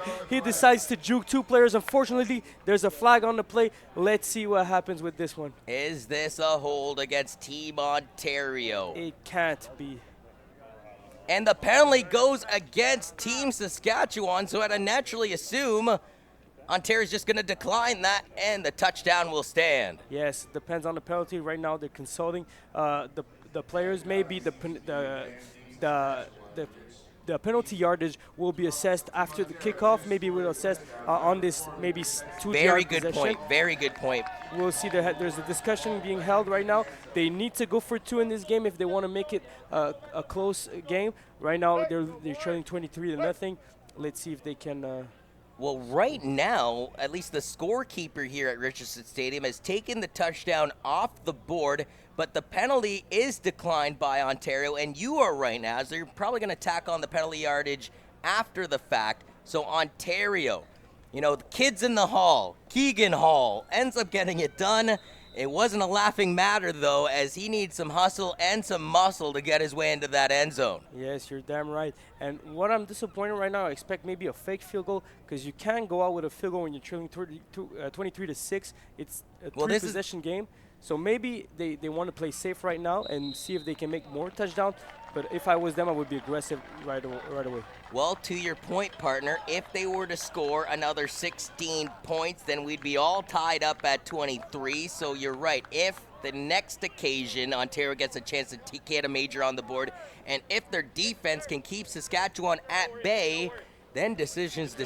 Will you have to go for the 2-point convert, or do you continue to play it conservative? The fake to LJ Dyer. Sort of a fake stiff arm, if you will, because he phantomed it, and then he cuts between 2 players, and as he's being taken down to the turf by Lane Novak, he extends that arm with the ball to cross the plane. It's a touchdown for Team Ontario. Yeah, and a great effort on the play. And as you can see, the penalty was deferred on the kickoff. See where they're kicking off the ball. They can get a rouge on this one if the kicker has a good leg. So, for instance, Team Ontario had a 16-0 lead at halftime over Team BC. They still won, but 16-14. They trailed, well, we'll say by a lot at the halftime of this one. And as a result, they're starting to score here in the second half. Like I said earlier, can they put the cleat on the other foot? I hope so. Ball's placed at the 50 with the penalty yards tacked on. Nazi wants a rouge. Will he get the most Canadian play in all of football? They're going to aim for it is Team Ontario. This one's about halfway into the end zone. And he puts the knee. He has to give up a point on this one, but they will start back at the 35-yard line. So I get my rouge from what I see. Or it's not an or officially a single. Yes, in Quebec, it's the first time I've heard about the rouge. No, we got to talk about this though, partner, because in Ontario, I mean, I'm sure I've heard it called a single, but I've always referred to it as a rouge, and I just naturally anticipated meeting my new Quebec friends that okay, you guys know what a rouge is, and you go, what's a rouge? I call it a single. That's English language, and you use it in Quebec, and we use the French language in Ontario. Yeah, that's crazy. We always used to say a single. Even in French, when we have the translation, we say a simple, which is the same as a single. But a rouge is a beautiful way to put it. And you told me it was because it used to be a red flag that was thrown when you get a rouge. That's right? Yes, that is correct. A play down the far sidelines, trying to find the target in Daniel Weeb. Weeb's been a magician of a wide receiver, but he couldn't haul out this one. That is the final play of the third quarter too, Naz, as it'll be a 15-point lead for Team Saskatchewan heading into the fourth quarter. They're 1 quarter away, our Team Saskatchewan, from facing Team Quebec in the final.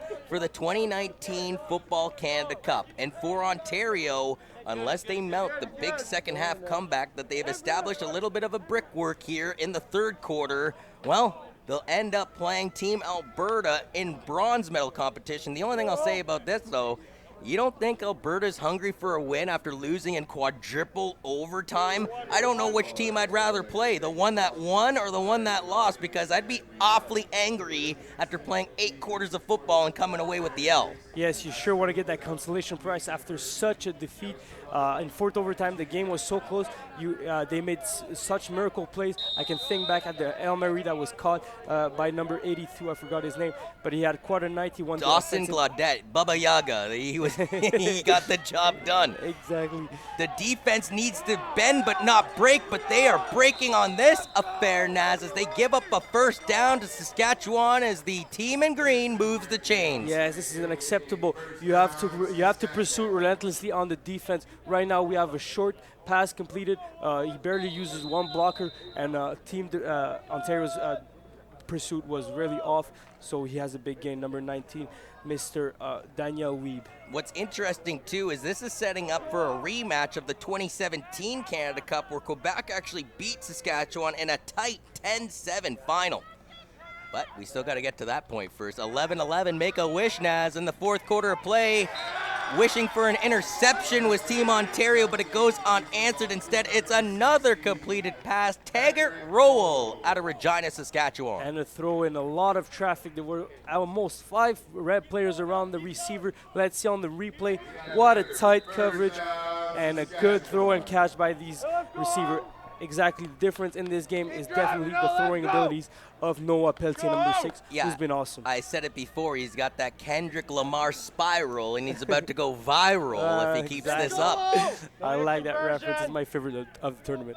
15-point lead for Team Saskatchewan. They try and go back to work. A blitz coming from Team Ontario. They're going to take a shot deep. One-on-one coverage. Did he catch the ball? Incomplete according to the officials. Daniel Weeb is saying, no, man, I caught that ball, but the issue, I have to agree with the official on this one, is because you can't use the ground to secure the ball. The officials actually missed one of those in the previous game between Team Alberta and Team Quebec. You can't use the turf to secure the rock. Let's see on the replay if I'm right. Well, I see a good throw, a good effort, and ooh, maybe put my that word! You know what? His hand's under that ball, and he might have an argument there. Yes, even with NFL cameras, we would still have a debate on this one. Excellent play by this guy. Well, the NFL's still trying to figure out what a catch is after like 50 years of football. It's ridiculous. This one almost intercepted, but the turf monster gets it before Ontario can get it, just like the officials are saying the turf monster took it from Daniel Weeb. That one looked more definite, though, than the previous play. Exactly. Usually the turf monster is well known for tripping players. That's right. In the open now he's space, gobbling up footballs. But right now he wants to make the interception. 3rd and 10 now for Saskatchewan with a 15-point lead. Now, I'm going to throw this out there. It's not the same tournament. It's not the same age group. But Team Ontario had a 23-point lead late in the fourth quarter versus Team New Brunswick in the Under-16 Eastern Challenge earlier this week. Team New Brunswick mounted the most epic comeback and came a 2-point convert shy as they lost 33-31. So if you're at home thinking this game's done, you're a fool. I like that. We've seen every team switch it around in the second half. Right now we have a bad punt from our kicker. Very bad punt, and a rare one at that. Taggart Rowell has been an excellent kicker and receiver, for that matter, out of Luther High School for Saskatchewan. Cost his team a little bit of yards potentially on this affair, because again, and now it's a ball at the 32-yard line. Decent field positioning to start. Now again, Ontario's down by 15. So they don't necessarily have to go for a 2-point convert if they were to get a touchdown on this drive. But the biggest factor, for me at least, is Ontario's down to 2 timeouts, 9:20 left, and they're down by at least 2 possessions. So the door of opportunity is small. The margin of error is even slimmer for Team Ontario. Yes, and for Team Ontario, you don't want to wait till the very end of this game. You got to set the tone right now. You have the win in your back. Go ahead and use it in your advantage. Looks like they're going to go for a run on this first play of the drive, and they are going to hand it off to, I believe that was Avery Smiley again on the action. No, I beg your pardon. That was Jawan Smith. So Jawan Smith we saw in the first half. Then all of a sudden the SDM product disappeared and was replaced by Avery Smiley. Now we see back to Mr. Smith. But like we've said earlier, it's a community backfield. They have plenty of good running backs. Each of them has a special attribute. Right now they're going with number 23, but I would like to see Keegan Hall in this one. I don't like the running game. Avery Smiley's out there too. He will bring some pressure to the near side. Smiley trying to hold in the pass, can't do it. And even if he did catch it, partner, Kobe Lang would have been on him like white on rice and limited his yards after the catch. Yes, that's for sure. But that's why I want to see him throw all the way from first down to third down. I want to see the quarterback make difference in this one. When they scored on their scoring drive, I mean, they started off with a good pass and they went all the way through with good passes. At the end, they started running. It didn't work well for them. And when they came back with a pass, we had a quarterback run, and he was able to make a touchdown. Right now, I want to see the air game going on. 2 touchdowns from Jackson Cooling in the 16-14 victory over BC, but yet they have not really gone after Jackson Cooling with their offense here in the second half. A plethora of flags as the masterful punt is booted all the way to the 40 of Saskatchewan. As Drake Douglas tries to move his way back up the turf, he stopped before the 50. What are the multiple flags, though, for back at the 20? An excellent play on the specialty by Matthew Anderson, being the first on the tackle, being sure the returner cannot make extra yardage. Right now, they're making sure the defense is working well, the special team is working well. Let's see if the offense can capitalize in this one. Illegal formation, by the way, was those penalty markers against Team Ontario. 8:07 now remains here in the last quarter of play, with the loser of this game going up against Team Alberta for bronze on Saturday, and the winner playing Team Quebec for all the marbles here at Richardson Stadium for the 2019 Football Canada Cup.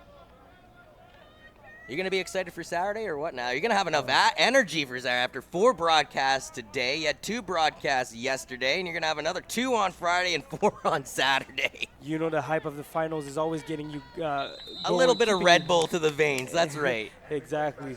All the excitement keeps me awake in these games, and I can't wait to call the final games that will come up very soon. Well, it's not a legal substance just yet, but I mean that last game would have kept you up all day, all night. A big ball of energy if you're watching 4 quarters of overtime. Well, they surely kept us on our feet, that's for sure. The stuff that they just legalized would put you to sleep. I was going to refer to that stuff, but, never mind. As the ball is placed at the 51-yard line, in the gun is Noah Pelche with 3 running the line. Lots of options to the left side. A pump fake from the quarterback. Looking down the field, going to fire to the far sidelines. Once again, I mean, he makes the catch, folks, but unfortunately he's out of bounds. He, in my opinion, is the best receiver in this tournament. Not necessarily because of just the damage that he's done, it's how he does the damage. He makes these magician-like catches that I don't think other receivers would even attempt. Look at the hops, and he tries to drag that back left leg in bounds. He's just out of bounds when he corrals it. Yes, an excellent awareness by the defensive player on this one.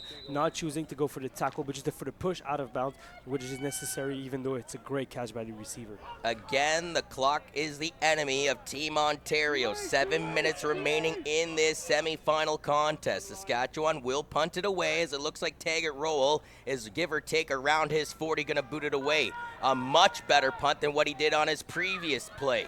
This one is received by Team Ontario. Trying to extend the field to the near side is Jackson Cooling. Cooling past the 40. Cooling skips out of bounds right at midfield. In fact, I think they might have gave him a half a yard into Saskatchewan territory. An excellent return by Mr. Cooling. And Mr. Cooling is telling to the offensive coordinator, use me in this offense. I can make the plays in the game. Just give me an opportunity. We saw it on the special team, and let's see if we can capitalize on this drive.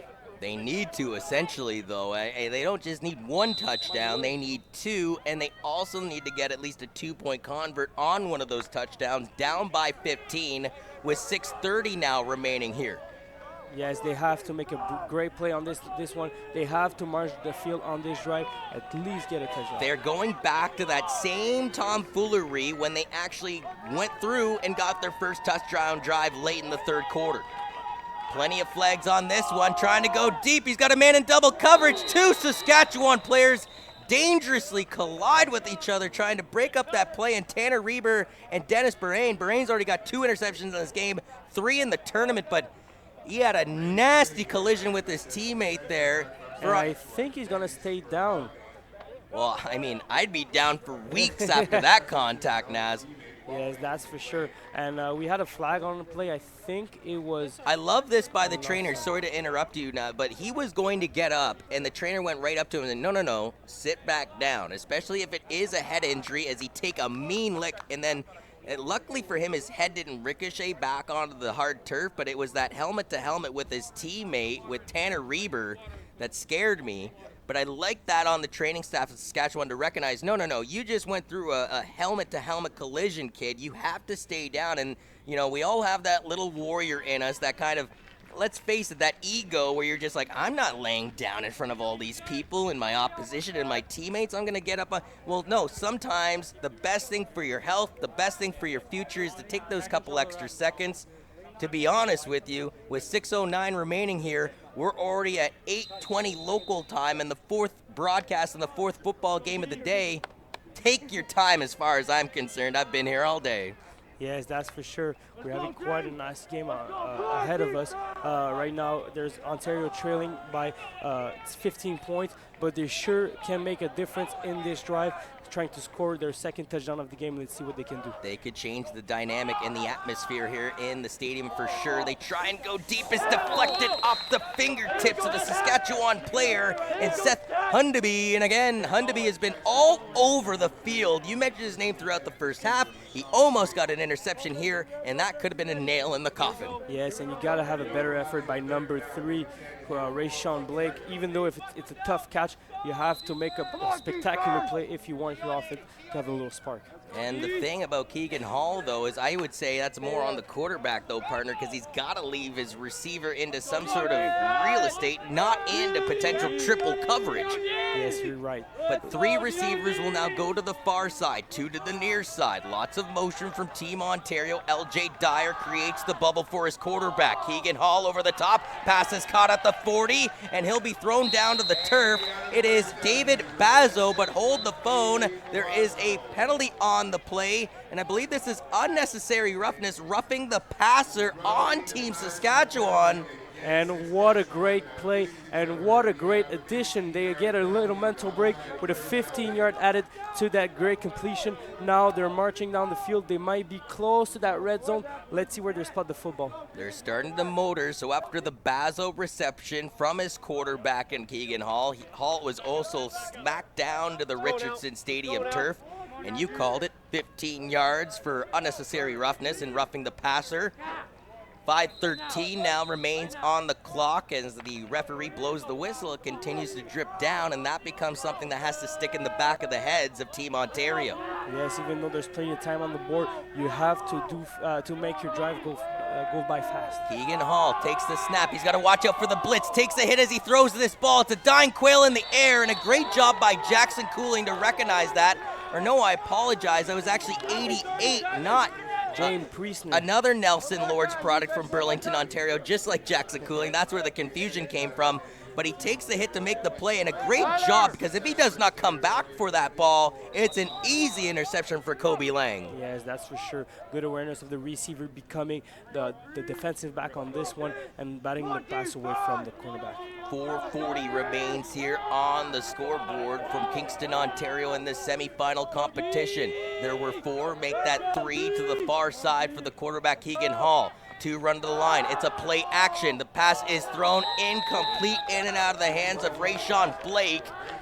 And now with 3rd and 10 coming up, 4:26 left on the clock, down by 15.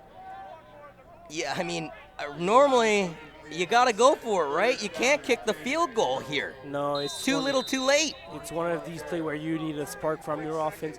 Right now, they're changing running backs. We have LJ Dyer. I hope they're not running the football. Let's hope he's a good receiver and they're using him from that. Let's see if they can work something out with Jackson Cooling. I don't know if they have it in their arsenal, but we really haven't seen a jet sweep throughout this game by Team Ontario either. And I mean, it doesn't look by this formation that they're going to try and put that to work here. LJ Dyer goes up for protection. Dyer escapes. There's a pass there, and it could have been caught Is it caught? But it could be offensive pass interference here, folks. We got to be very careful as it was Priestner coming away with the ball miraculously, but it's how he caught the ball. Yes, there was definitely some push off by the receiver on the DB. It was quite a good penalty because if it wasn't for that push off, it might have been intercepted. But unfortunately, you can't do that in football, and they might lose the down for that. It is offensive pass interference going up against Team Ontario. And that is just disappointing. But to your point now, as he had no other choice on this play, as you're checking out the replay, as originally looking to his right and throwing it to his left is Keegan Hall, and then a miraculous catch between his legs essentially by Priestner, but not after he gave a bit of a lick in the back to number 34, Kobe Lang. And that's a 15-yard penalty. 3rd and 25. Well, in my opinion, it's better than just a turnover on downs. Now they got. Oh, absolutely. It's better than a turnover, but still, it's not better by much. 3rd and 25. Oh, my word. Let's see how they Hail Mary, full of grace. That's the only chance for Team Ontario on this play. Keegan Hall needs some time to throw the ball. He has to step up in the pocket instead. Quickly throws it to LJ Dyer. Dyer needs a country mile to go. He's going to be stuffed at the 25-yard line. Turnover on downs. Team Saskatchewan ball. Yes, this is quite a nail-biter in this one. That was probably the play of the game. Right now, there's the possession for Saskatchewan. Expect them to run the football a lot, milk that clock down as much as possible.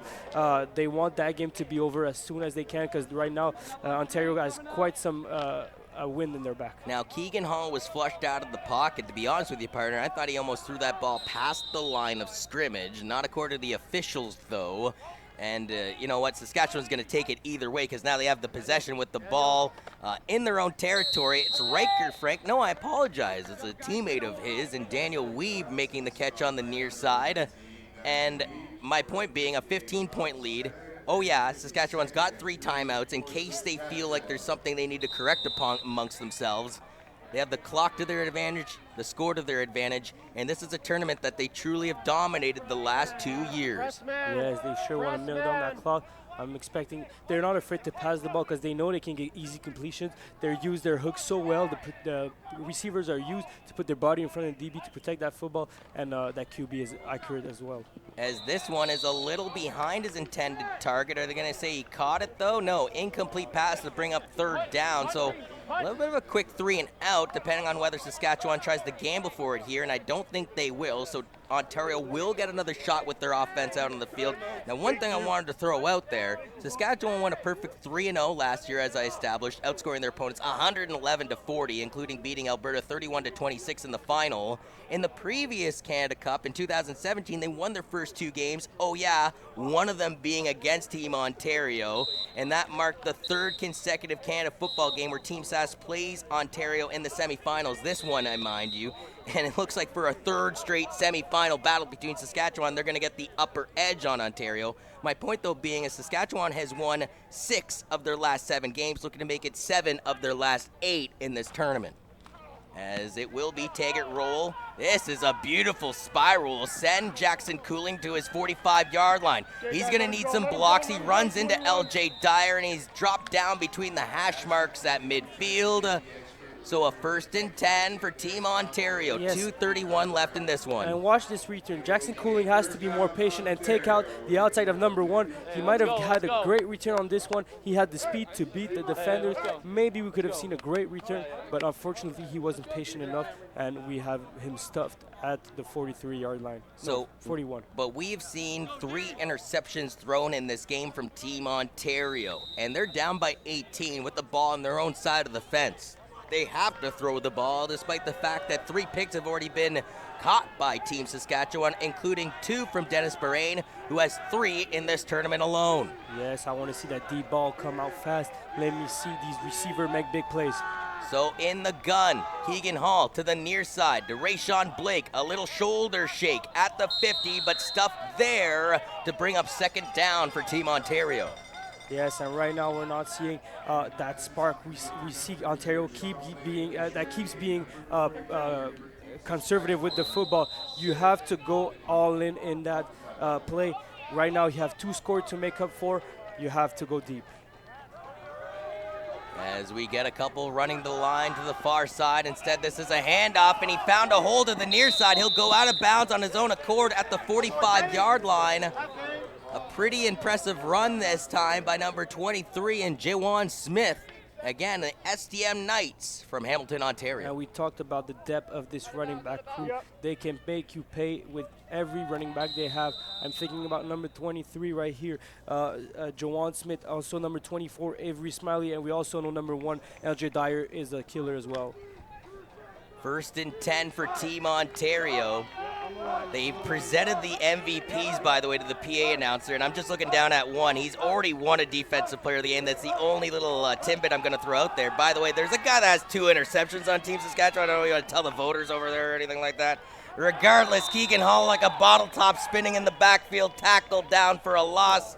Things just aren't going Ontario's way today here in Kingston. Yes, it's a tough one for Ontario. Maybe it will be their last chance to make a miracle comeback in this one. It's still 2nd down. Still have time to make up for it. But right now, we see the clock winding down, and we're hoping for the best. Clock is the biggest enemy of Team Ontario right now. 3 receivers to the far side. 3 run to the line. Keegan Hall in the pocket. Steps up. Completes a pass. No, it's in and out of the hands of Jackson Cooling to bring up 3rd down.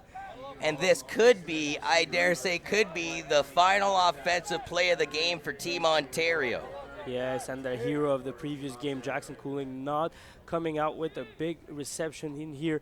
It was quite an easy catch. I don't know what happened on this play, but you have to come up with these receptions at the end of the game. In clutch time, that's for sure. You got to put everything on the line to make sure you grab that ball. It's easier said than done from the broadcast booth, though, partner, with 1:41 remaining here in the 4th. That's for sure. The ball will be snapped to Keegan Hall in the gun. Hall looking around at his options. Fires a missile. Jackson Cooling completes it.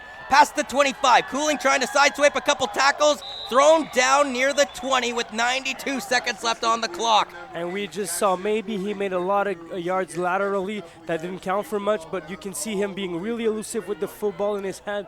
We see him breaking 4 tackles, almost breaking through. There was only 1 tackle to beat to make that touchdown. But what a great job of Jackson Cooling having a bounce back play from the previous one. 1st and 10 from the 21. A bit of a broken play by Team Ontario, and as a result, Keegan Hall's going to pay the price at the 20-yard line.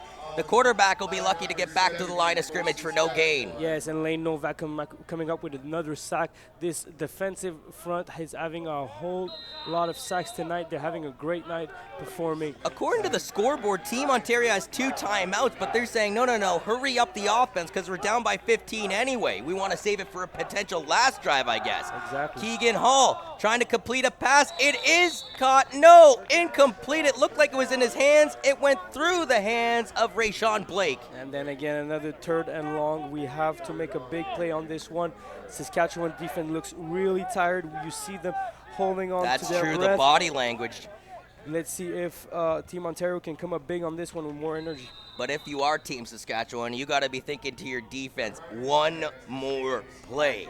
Dig deep for 1 more play, and that noise will be the hammer going into the nail, going into the coffin of Team Ontario.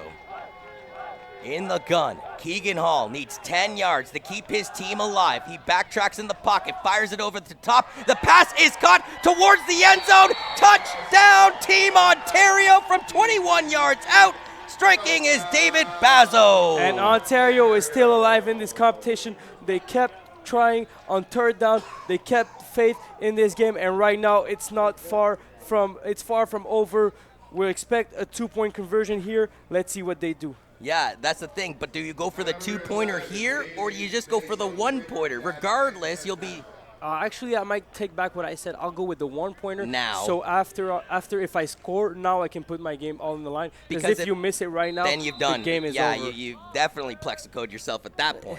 Sorry about that. But now with 1 minute, well, I should say 1 second, under a minute remaining in this game, the extra point looming here to bring his team within 8 points. This is a massive extra point that he needs to make. The snap is good. The hold by Jackson Cooling, and the kick is through the uprights. So here's the thing. JP Cercelli, who's got a Vanier Cup ring, 2 OPFL rings, I believe a high school ring from CCH, but doesn't have a Football Canada Cup ring, folks, elects to use or not use, I should say, the 2 timeouts at his disposal on that drive. And I'm thinking, well, the clock is ticking here, folks. Instead, he makes me look like the fool, as his team has still 2 timeouts. And the thing about it is, let's say Saskatchewan gets the ball, you could still burn those timeouts and potentially get a punt to you at the end of the game. Or you get the onside kick, and miraculously, if Team Ontario comes away with the pigskin, now you have the Rock with under a minute, but 2 timeouts. This is going to get interesting. What I love about it is a battle of 2 halves again. For Team Ontario, you were up 16-0 over Team BC. You won barely 16-14. In this one, were they down 23-0 at halftime, Naz? 23-0. And now it's a 23-15 game. So I guess a bit of a tip of the hat to Team Ontario, because they did not quit, they did not surrender, and they're still battling to the bitter end with an onside kick here looming.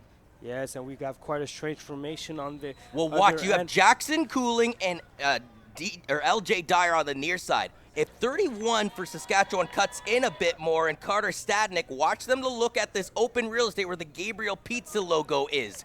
But they do have everybody stacked to that far side. But again, with the 2 speedy demons on the near side, I wouldn't be expecting a trick here. I don't think they'll go to where the majority of the people are. They're going to go to the near side, and they do. They try and get it to Jackson Cooling. It did go to the 10 yards. Now who recovers And it, it's though? recovered by Ontario. What a play by number 33. Wow. Owen Lovegrove come back with a reception on this one. Excellent play on the special team. Wow, everyone was fooled. The player that was close to the play from Saskatchewan's side just went on Jackson Cooling and completely forgot about the football. And now it was a 2-against-1, and Ontario comes out with the play. The football has to be the priority here, though. If you're Saskatchewan, and you're right, he goes right after the intended, or sorry, it wasn't even Cooling. He went right after Lovegrove. Lovegrove just said, bye, kid, and I'm going to go after the ball, and he grabs it. This one is far from over. I said this last game, it's a Drake lyric. It's over. It's over. It's far from over, folks. Team Ontario, 2 timeouts. Less than a minute to go. Down by 8. Can they mount the second half comeback of a lifetime? Keegan Hall sends 2. He needs protection. He gets it. The ball, no, it was a helmet came off. Whose helmet ran down on the turf? It was number 99, the guy who comes up with this sack, the young Reese Cack on the play. What an excellent job. What an excellent job. Relentless pursuit on the football. But for Reese Cock, now he's got to come off because that helmet came off. That confused me on the replay because it's a bit of a maroon helmet, folks. I thought the ball came loose right there, but it was Keegan Hall holding on to it. And with no bucket filling in on the tackle, Reese Cock, that's impressive. An excellent job by this offensive line applying pressure. And right now we have a penalty on the play. That's because of Cock. They're going to say that helmet wasn't secured and he shouldn't have been on the field with that equipment. Wow. Wow. What a turn of events. So that gives Ontario a first down now, I believe, at the 53-yard line. I think it's even a 15-yard penalty. Let's see what they do. And they are going to tack on yards. It's 10 yards, though, partner. But still, Ontario will take all the free yardage they can get here with 51 seconds remaining in the game. Especially they were supposed to lose yard and lose it down. Right now, they're first and 10 on a good situation. On a helmet falling off from Reese Cock. And I was saying, oh, that's uber impressive. When you lose your helmet and you can complete a play where the official said, no, you can't do that. Yes, we have a divine intervention by the football god today. We might have another overtime today. Let's Blitz see. coming from Team Saskatchewan. Keegan Hall side swipes a stack. He's going to go deep into double coverage. Intercepted Team Saskatchewan. Coming away with it is Tanner Reber. Reber just steps out of bounds in front of his own bench. Reber nails the coffin shut in Team Ontario. And number 13 was wide open on the backside. I'm so disappointed about this throw. You make another throw on it was a tough decision. He had to stay pressure, but hey, we had a wide open receiver He on was the other trying side. to go to his main man, Jackson Cooling, who already had 2 touchdowns versus BC, but you're right, partner, double coverage. Reber gets it, and what I like about Reber is he recognizes, wait a minute, I got the ball, we got the lead. I'm just going to tiptoe out of bounds and make sure I don't take any damage. Yes, but don't forget, we still have 2 timeouts, so maybe they can make 2 fast stops and recover that football for a miracle last drive, but it's You know it's what? I almost wouldn't have over. believed you until that Quebec-Alberta game earlier. Now I think anything's possible, a la Kevin Garnett. And now watch for the fumble. Oh, Oh, Riker. Frank protects it as he crosses the 40, and I think a quick timeout wisely taken here by Team Ontario. 33 seconds left in this game. Ontario down by 8. and good job by Riker Frank staying inbound for this play. So Ontario has to take a timeout. He was heading out of bounds, but he remembered if he went out of bounds, the clock would have stopped right away. And just so difficult. 1 timeout left for Team Ontario. So let's face facts, Naz. Let's say somehow they get the offense back on the field. I don't think they'll have a timeout to work with. Oh, yeah, and they'll have less than 30 seconds. Now, Team Alberta was down by 7 points with, 5 seconds left? 55 yards away, and a miracle from Kingston happened as it deflected off the defenseman and went to the intended target in Dawson Gladue, and he went into the end zone for a 55-yard touchdown to send us into overtime to end out the 4th quarter. Can we see some sort of miracle of that nature in this one? Well, Riker Frank again on a run, this time to the right side, and another timeout taken quickly by Team Ontario. So with a 3rd and long coming up, it will be a potential punt here from Team Saskatchewan, and with under 26 seconds left, Team Ontario will get the ball back. No timeouts, down by 8. And yes, we're used to seeing Jackson Cooling bounce back from a bad play. Now he has a chance to make a difference in the return game. Maybe we can see an all-out block from this special team unit. I think they're going to go for the block. Expect a lot of pressure on that punter. And this is the thing for Team Ontario, too. You got to think, if we had just put up any sort of score, whether it was just a field goal, if that any score in the first half, they would be in a far better position right now in this game. And instead, they were shut out through the first 2 quarters. Almost shut out through the first 3. I believe it was the final minute of the 3rd quarter where they finally put their first major on the board. And that was through, I believe, David Bazo, if I'm not mistaken, or if it was Bazo on the last one. Now, Keegan Hall sideswiped 1 tackle, and as he threw that ball, I don't think he got enough behind it on his back leg, and as a result, intercepted by Tanner Reber. The punt coming from Team Saskatchewan. 26 seconds left in this game. A potential block coming from Team Ontario. They miss it. Jackson Cooling gets it at his 37-yard line. Stutter steps, crosses the 40, trying to get more real estate. Wrap him and tackle him down to the turf. And he'll celebrate that one as he goes back to the bench. It's number 48, Noah Gadir, the linebacker from Holy Cross High School in Saskatoon. All right, so right now you have 60 seconds. Let me throw you under the bus. What is your play calling on this one? You have 70 yards to go and 16 seconds to work with. I would try at least 1 or 2 passes on an outside slant to try and hit my receiver who can get out of bounds in a hurry. I dwindled the clock down to 5 seconds to get as close to the end zone as possible and either do the Hail Mary, which we saw from Team Alberta work earlier today, or a little hook and ladder action, which we also seen in a losing effort from Team Nova Scotia. So Keegan Hall, back in the pocket, throws it over the top. This ball is caught, but it's in the middle of the field, folks. So he's dropped at the 50-yard line. Rayshawn Blake, they got to hurry things up, Naz. They clock it. They will clock it. They have the signal to clock it. Let's see what they do. You have to go under center if you want to do that. If not, you lose yardage. Well, bad decision. They will clock it. Let's see what they do. And Keegan Hall will go to back to work. 8 seconds now remains. Keegan Hall to the near side. This one is caught, I believe, by Jackson Cooling. What? All right, so you have one last play on this one. Let's hope. So they get to the 45-yard line. The official was very quick to say Cooling caught that. Oh, he will clock it right now, I think. Oh, no, he wants. Oh, I don't know. You don't. And he's got to throw this ball immediately. They get it to the outside, but the clock is already evaporated, and I don't think Ontario realized it. They just ran out the game on themselves, folks. They literally were their own worst enemy at the end of this contest, and as a result, Team Saskatchewan will get a chance to defend their crown against Team Quebec in the championship dance this Saturday. And for Team Ontario, after, awakening for 15 points in the second half and having their defense shut out the Saskatchewan defending champs, they still fall shy by 8 points at the end of the day. And as a result, they'll play Team Alberta for bronze on Saturday. Yes, I like the relentless effort from Ontario in this second half. They've been dominant. We've seen all the way around in this tournament. Teams coming back in the second half, making big plays. That's what we've seen today. Unfortunately, there was a little miscommunication on the bench, maybe some bad clock management by the coaching staff. Well, on that last play of the game, Keegan Hall was barking at his center that you got to snap it right now. They did. He threw it over to the near side to LJ Dyer, but by the time Dyer had caught that ball, time had already evaporated. It was meaningless for him to step out of bounds. Ontario loses this tight contest by a final score of 23-15 from Richardson Stadium and allows the defending champs in Saskatchewan to defend their crown against Team Quebec on Saturday.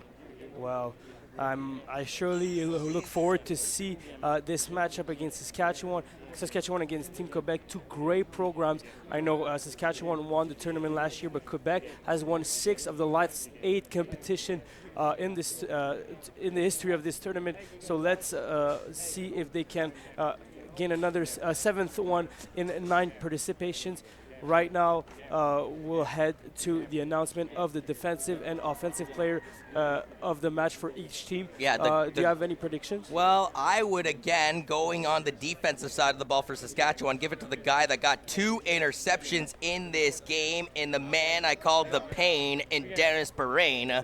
And for offense, I mean, what can you say? Daniel Weeb was one of the main targets of the first game, but it was Carson Dirksen that got the first touchdown in this dance for Team Saskatchewan, as the greatest line in all of sports forms at midfield. And I know this crew is the greatest line in the broadcast booth of Sebastian, Joe, Jill, Cade, Leanne, Brennan, and Choi, as well as you, Nazi, helping me out on this call. I really appreciate it yet again, as this was another fantastic game to go through. Thank you. Thank you for this excellent day, Jonathan. You've been amazing all the way around. You're a great commentator. It's always nice to call again with you. I'm so happy to do that next to you.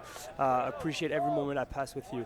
Now, if you, I want to contradict you on some calls. Okay, all right, let's hear it. For the offensive MVPs, I will be boring. I will go with both the quarterbacks. I'm thinking about Keegan Hall on Ontario and Noah Pelletier okay. on Saskatchewan. For the defensive player of the game, I will go with my friend number 42, who already won in the other contest, Mr. Seth Hundeby. He's been everywhere, all around, so I'm definitely looking forward for him to win this defensive player.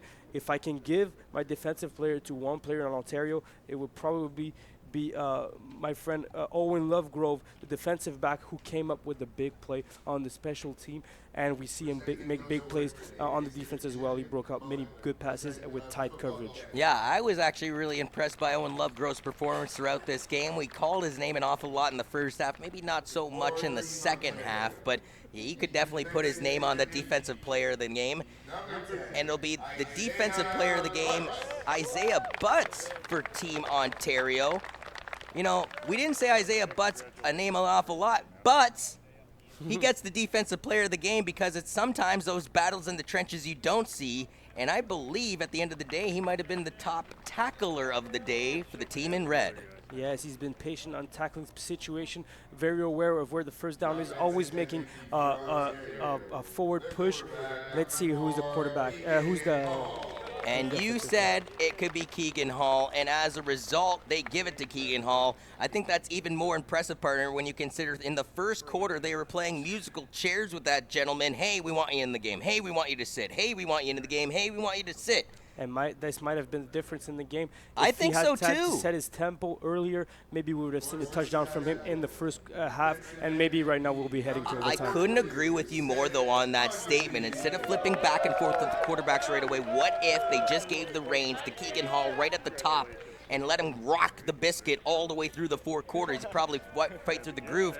And wow, you're getting pretty good at this, Naz. I gotta admit, you get the nail on the head again. Seth Hundeby picks up his second defensive player of the game trophy, and those are the kind of things that get the attention of scouts. And as he uncurls his luscious flow, it gets a cheer from his teammates. They love that hair. Yeah, let's call him the Lion from now on. I like his style. Yeah, he's got the lion mane. That's true. Exactly. He's been relentless on every play. I like his aggressiveness. I like the way he can read the offenses. He's been excellent in this tournament. Well, you asked for both quarterbacks, and you get both quarterbacks as your offensive players of the game as the counterpart to Keegan Hall. Noah Pelletier is receiving the Offensive Player of the Game. Yes, Noah Peltier is one of my favorite players in the tournament, probably the best quarterback all around. Let's give a lot of respect to Mr. Eloy from Team Quebec as well. Now, but I something really like something lost Peltier. in translation, though, Naz. An Offensive Player of the Game that threw 4 interceptions. 4 interceptions and you win Offensive Player of the Game. I want that day at the office. Yes, that's for sure. But even though he made some bad interception, it wasn't always his fault. Sometimes it was the coverage or the relentless pressure he was under that made him through these interceptions. But sometimes it was Alex Vreeken. So it's for overall, but not all him. So I just want us, I know the crew has done 4 broadcasts today, and they want to get a Dodge in a hurry, but let's summarize, if I can get my brain to work late here in Kingston on your Wednesday evening, of what we saw over the course of the day. We actually seen, well, everything boiled down for Saturday. We know it's going to be a maritime battle between New Brunswick and Nova Scotia at 9 a.m. on Saturday for a battle between 8th and 7th. We know it's going to be the best in the West. Well, not so much for 5th and 6th between Manitoba and BC. And after 2 insane in the membrane style semifinal matches, one going to quadruple overtime, we know that Team Alberta will take on the losers of this game by 8 points, and Team Ontario in the bronze medal at 3 p.m. And then the crème de la résistance. La pièce de la résistance. La pièce de résistance. Why are we saying it's the crème? I don't know. La crème de la crème et la pièce de résistance. I guess that's what I get for getting, a 55 in French in grade 9. However, I will just say this. It's going to come down to the cream of the crop rising to the top, and that is Team Saskatchewan, the defending champions from last year, who outscored their opponents 111-40. And on this affair, they didn't blow out Team Ontario like they blew out Team Nova Scotia 37-0, but they did shut out quarters of play, and that ended up being the major difference in this. It will be Team Saskatchewan versus Team Quebec. Ironically, a rematch of 2017, where Quebec won by a score of 10-7 here in 2019. Oh yeah, we also have U16 Eastern Challenge action for you on Friday with the bronze medal and the gold medal for that affair. So for one last time, for the entire crew here at Richardson Memorial Stadium, Sebastian, Joe, Jill, Cade, Leanne, Brennan, and Choi, these guys are the true MVPs of the broadcast. Well, you too, Naz. I am Johnny Yu. This has been Football Canada Cup action. We bid you adieu from Kingston, Ontario. Have a good night.